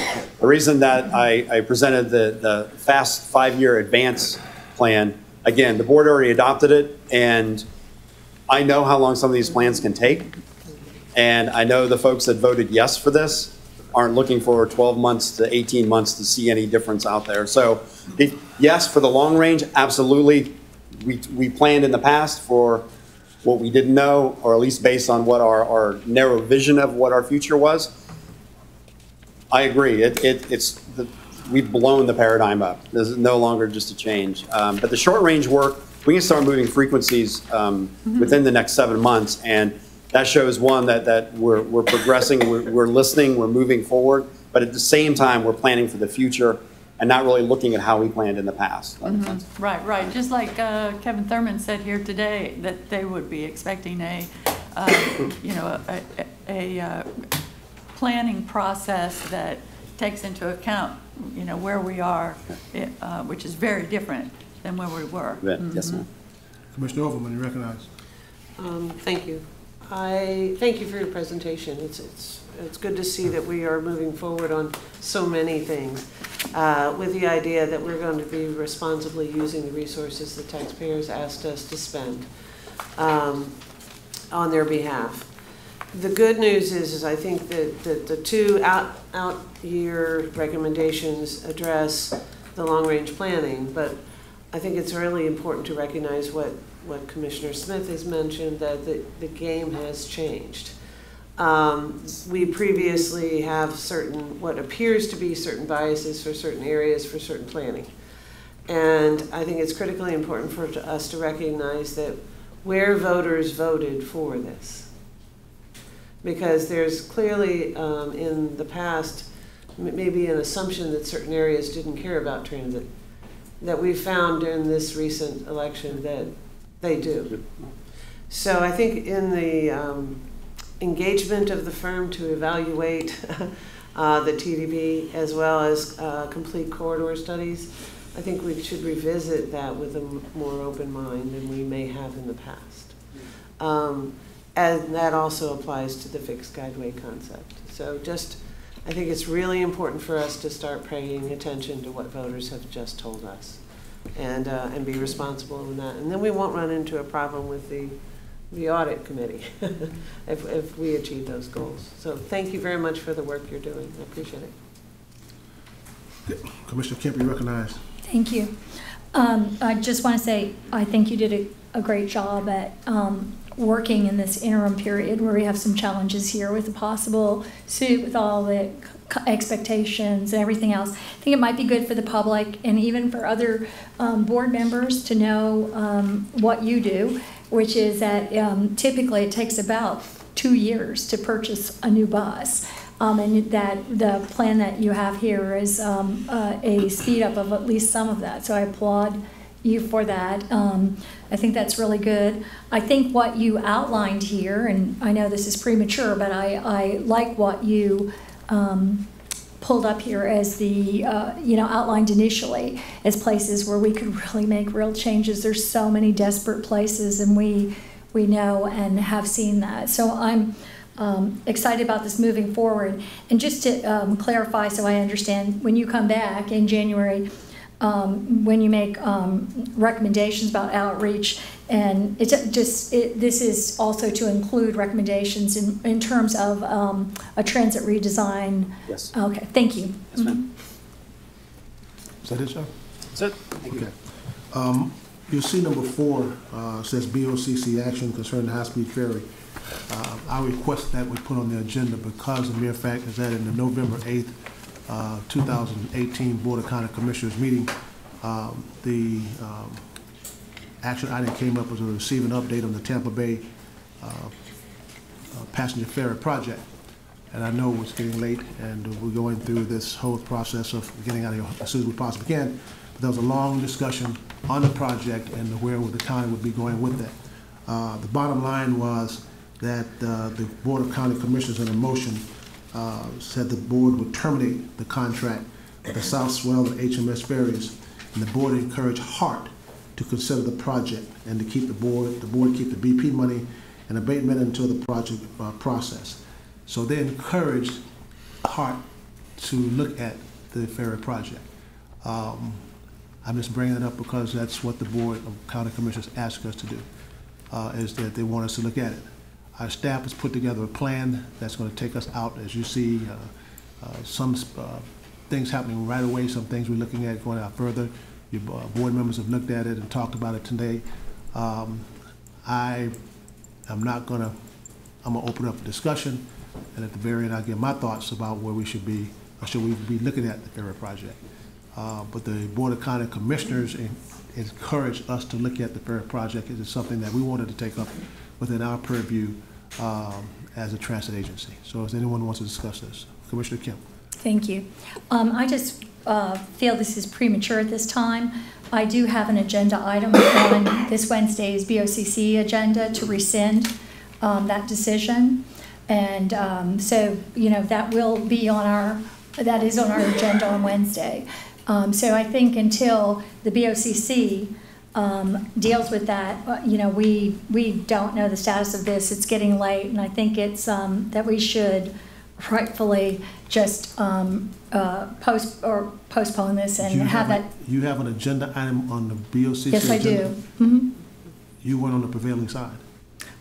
You can rescind. Anyone can rescind at the next meeting. You only have to, reconsideration is during a same meeting if you're not on the prevailing side. Every commissioner, no matter how, they have the right to rescind item. Okay. Well, we'll see what happens on Wednesday, and just wanted to bring that forth. Okay.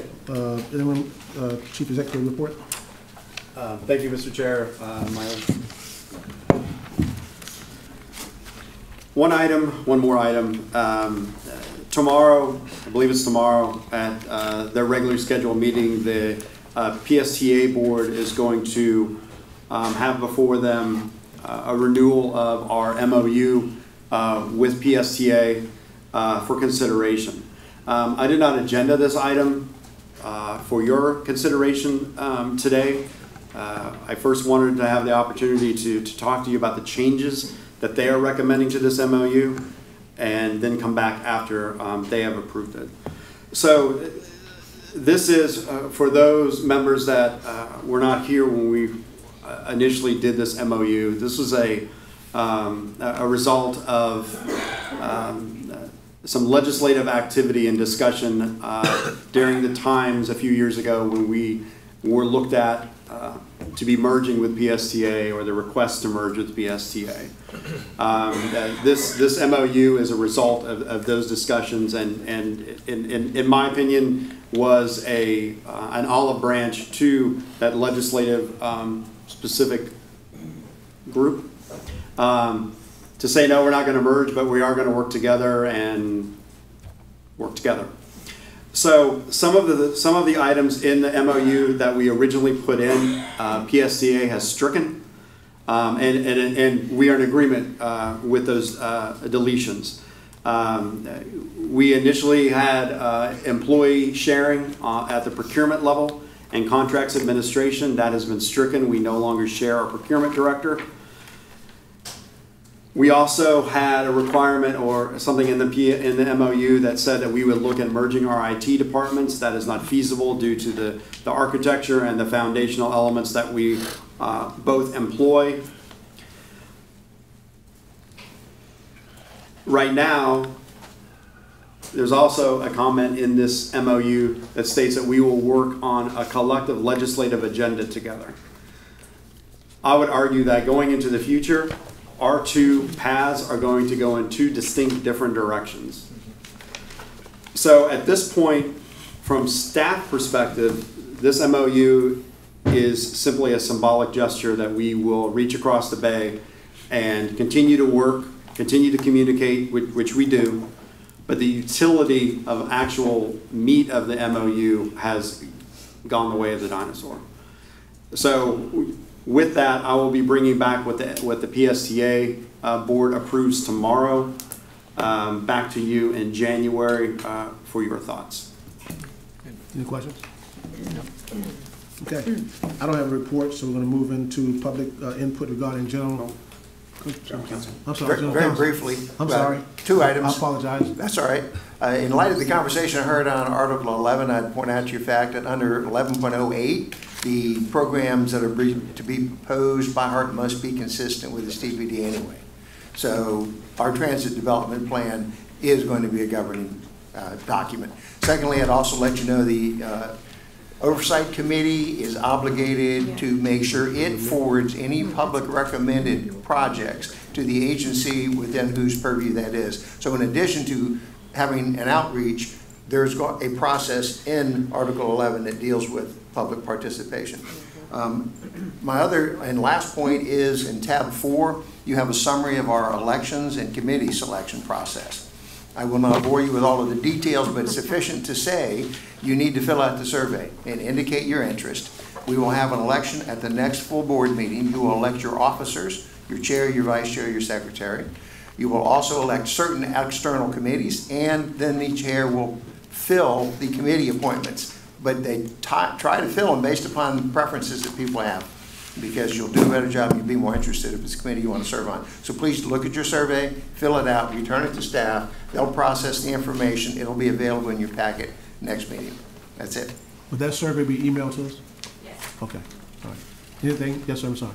Quick question. So with regards to committees, and I meant to mention this earlier, but is there now a vacancy on the ad hoc committee for the selection of the new executive director, or I can't recall if one of the who is previous commissioners was on that? Do we have that listing? Yes. I think you're referring to Commissioner White was on that board. I'm not sure. Or was it? I can't recall. I think it was Commissioner Merman. Or maybe Merman. Yeah, I thought it was Ms. Merman. No, I don't think Ms. Merman was on it. No. Yeah, it was either White or Merman. I can't remember which one. I think it was White or Merman. I can't remember which one.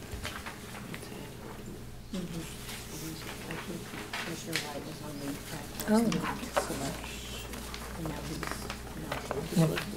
Neither. Lena, will we be circulating current committee posts along with the survey or not? Yeah. No, there's no. They're still there. No, you're right. Yeah, there's no vacancy. Okay. My bad. Okay, any other questions? We move into public comment. Okay, off the agenda items, public comment. Is Charles Loeb still here?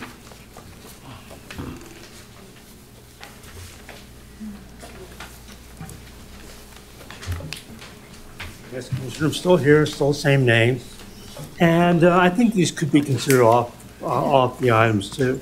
First of all, I did want to mention up earlier that I did bring this T-Bar van pool survey here, or that they had. The reason is because I still think van pooling is a good idea and the best way to your future to how to get new people and all that working with the private sector. I was wondering if you all wanted to scan it and use it to present to various businesses to see if they would be interested in going with you, studying the van pool report from about 2 years ago from T-Bar, as you all might want to think of setting up another van pool type program, as you can take people directly from their homes to work, directly back, without having to go through and hopefully get cars off the highway, and would be, in my opinion, the best approach to getting new businesses here to have a first-class van pool program. That's number one. Number two, I do want to give you a little article from the Miami Herald. I think it's kind of like a forewarning. Now, for your information, in Miami, they've had the sales tax for 16 years. In fact, I voted for it when I was living in Miami. And this very, very interesting article was in the Miami Herald very recently. After 16 years of working on it, in 2013, the sales tax, the uses of public transportation went down from 78 million in 2013 to 58 million in 2017. The point being on this is that once you get started, you're really going to have to work on this. It's not going to be a free ride, pardon the pun, about getting things started, actually getting people on the buses that regardless of the projections.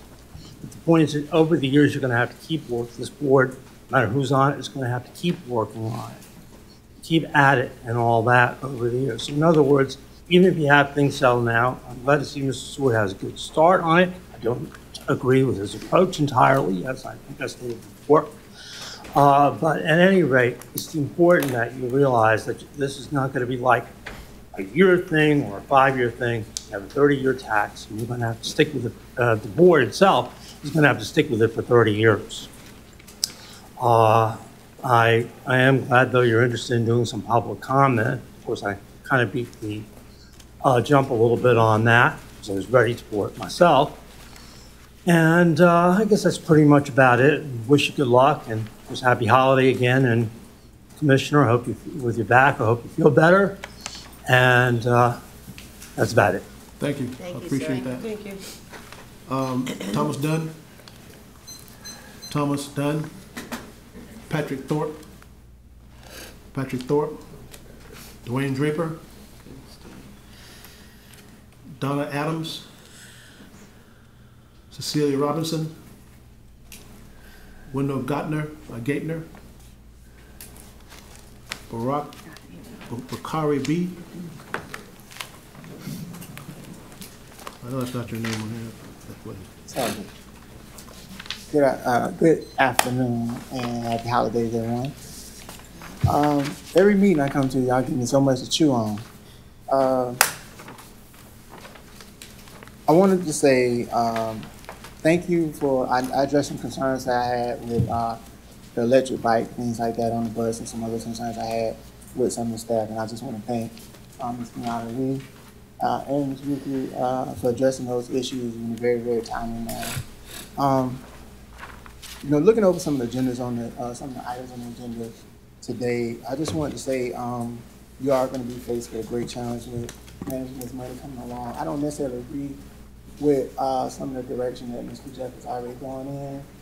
I think that, you know, HART does need a firm to help manage the money. HART does need a couple of those firms that he has already embarked upon. However, I don't think you need a firm to tell you if some of the routes are effective and how they're effective and in which direction you should go. I think the people should be able to tell you in which way that they think that these routes are really more effective. I saw that in one of your items in the thing. I can't wait to see frequency on Route 32. I can't, now 20 minutes is fine with me. I'm on 12, so I don't think 15 is needed, but you know, some of those other routes, 32 needed, 31 needed, Plant City needs service. You got sales tax money coming out. It shouldn't matter whether the city or Plant City want to give you funding anymore. It shouldn't matter. It really shouldn't. These diesel buses that you're looking to purchase, that's a waste. The CNG buses is needed. So when you get the opportunity to take advantage of that, the 16 mil, I can't be mad. I mean, it's going to be effective over the long haul. But, you know, you got buses out there now, the transmission giving out on them and things like that. I don't know about that diesel situation. But take care of what you got now, if you can. Take care of what the people you got now, because they already disgruntled. I know you're going to have to hire new people coming on, but those people really need to be taken care of. So try not to put that carriage before your horse, if you could. And that's all I have to say. Thank you, sir. Guys, have a great holiday. Appreciate it. Thank you. Letitia Jones. The last speaker is Angela Mosley. Okay, any old business? Any new business? Chair, if I could, I just have a couple items I'd like to talk about. You know, I came on board right after the failed referendum in 2010. I came on in May of 2011, so I'm the longest continuous serving member. I served at one time with Mr. Mechanic, and the world has changed significantly in almost 8 years, so I'm glad to see a lot of the changes. I'm sorry that we're going to have to kind of get a little bit slower because of some of the issues that are out there, but I appreciate everything that the CEO has done. In talking about this particular issue, when I first came on board, we created a transit-oriented development committee. And at the time, it was to try and look at those corridors in which we could do TOD projects. At the time, we didn't have the kind of dollars that we were going to have in the next, in the near future. So I'd like to ask the chair to create another transit-oriented development committee to assess those TOD opportunities that are available out here. I would assume, and I would have to ask our council as to whether or not we can make that into a permanent committee, or do we need to, can we do that by motion, or do we need to do that in a different manner? Well, the chair has a lot of authority to appoint ad hoc committees for ad hoc reasons, but if you want to make it a committee that fits with your policies, we may have to change the policy. Let me look at that, and I'll have that information for you the next time. Then that motion is to create the ad hoc committee so that then we can look at making it a permanent committee. And fold it into a permanent committee. Absolutely, and I would like, if I could, Chair, recommend that at least one of the elected officials from each of the entities be on that committee. You make it a 5-member committee, and then at least have one county commissioner, one person from Temple Terrace, one person from Tampa, and then additional 2 other folks at your discretion. That's your motion. That is my motion, Is there sir. a second? I'll second that motion. There's a motion and a second. Further discussion? Seeing none, all those, Commissioner Kemp, you recognize. I'd just like to suggest an amendment that as many board members that are interested have an opportunity to be on the committee regardless, so that we just use all the energy and intelligence that we have here. As you know, Commissioner Kemp, you can attend any meeting of any committee, whether it's ad hoc or not, and it's just easier to get a set number, and that's the only reason I made it at 5. Any further discussion? Seeing none, all those in favor, let it be known by saying aye. Aye. Opposed, likewise. Motion is adopted. Second, sir, I'd like to direct our staff to speak with the City of Tampa, Temple Terrace, and Hillsborough County staff to identify publicly and or privately owned properties that might be places for transit-oriented development. If you have not already done that, I would direct you to do that. I'd like a report back to us at our February meeting if possible. Is there a second? I'll second that. Okay, there's a motion and a second. Motion by Councilman Suarez, second by Councilwoman Donahue. Any further discussion? Seeing none, all those in favor, let it be known by saying aye. Aye. Opposed, likewise. Motion is adopted. One last thing, sir. I'd like to direct our interim CEO and staff to contact CSX about purchasing the right-of-way that would go over Florida Avenue, Tampa Street, and the crossing that's right here behind the maintenance facility, so that we can purchase it as opposed to insuring over those things. You saw during our presentation that could be an impediment to us extending the streetcar. So I'd like for you, in conjunction with the City of Tampa, because we will own the tracks that are going to go over it, to see about purchasing just the right-of-way, just that piece that goes over it. And then that way we can make a hold harmless agreement that, so that our ownership and their ownership will coincide. We should be able to try and work something out, possibly. Is that a motion? That is a motion, sir. Is there a second? Second. Okay, there's a second. I see some frowning of faces. Is that the question? Commissioner Overland, you have a question? No, I just have a question. Could you repeat which streets you had in mind? It would be Tampa, Florida, Tampa Street, Florida Avenue, and the facility, it's right out here. I can't remember which street it is behind us. Tampa, Florida. Where CSX cross. How far north? This is probably 14th. Maybe it's 14th, yeah. How far north to Palm? No, Well, just no, across. because when it comes around, Just then across. it crosses back over that way, based on the extension. Based on the extension. Because right now we're paying for insurance, which is costing us about $350,000 a year for just this crossing. Right. I would rather say, if we're going to do something, let's purchase the right-of-way itself and come up with a better deal and negotiate it that way as opposed to buying insurance. Got it. Any further questions? I do. Commissioner Kemp? I would just like more information. I would like staff to come back with some information about the possibility of that. I mean, I personally. That's what I'm asking for. Yeah. Oh, okay. That's 'Cause what I'm I thought asking you for. were, okay. I'm not asking, we're not negotiating a contract right now. I'm asking them to find out if we can actually purchase it. Right. That's the And deal. what that costs. Yeah, yeah. I mean, more than just the cost. It's just a of the crossing. purchase, It's just a because there crossing. could be maintenance and everything else. that We'd goes have to with it. maintain it ourselves if we purchase it. So my guess is that it would be an agreement, then we could come and actually maintain it with them, as opposed to providing insurance to allow us to cross it. That's the biggest difference. Commissioner Kemp, you recognize. I would suggest something else too. I've been a longtime proponent, although we're not ready to go there quite yet, but actually with the purchase of all the CSX in Hillsborough County. You know, I just wonder about our negotiating for a small little piece, or, you know, I don't even know whether that's possible, but how that would affect any broader look at the whole thing.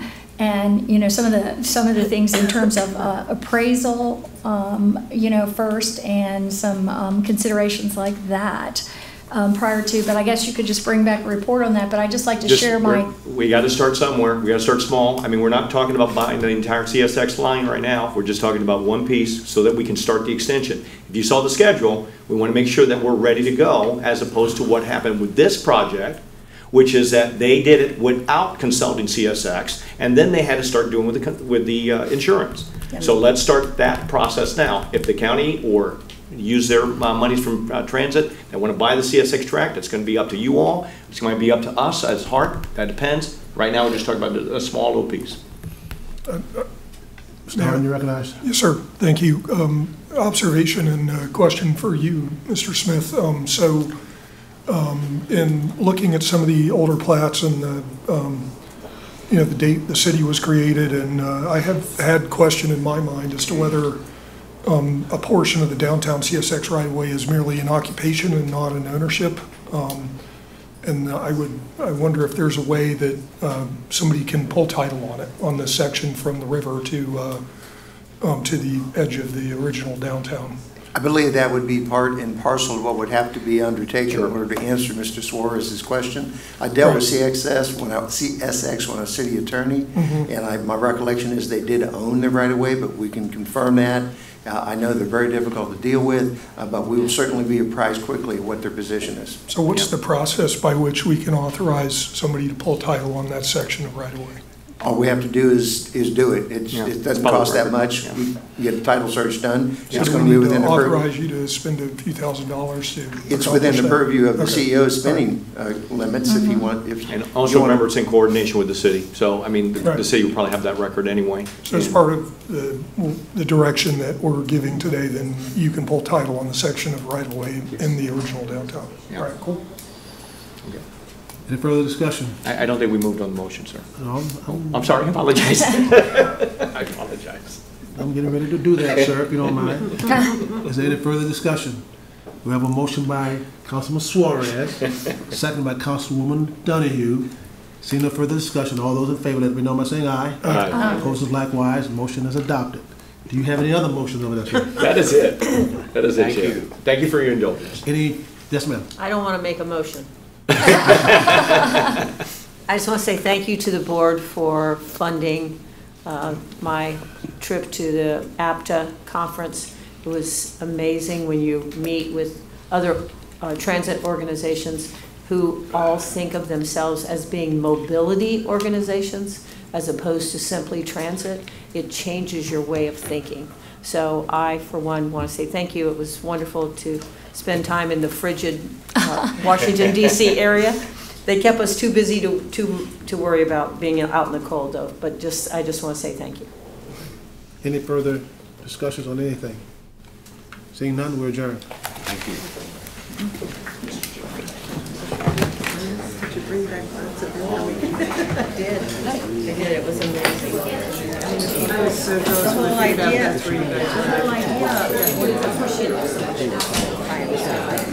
We were like the darlings of the conference.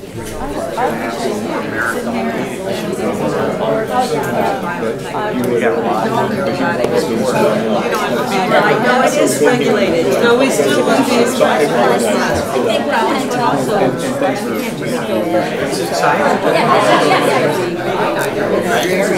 Or we just had that's great. And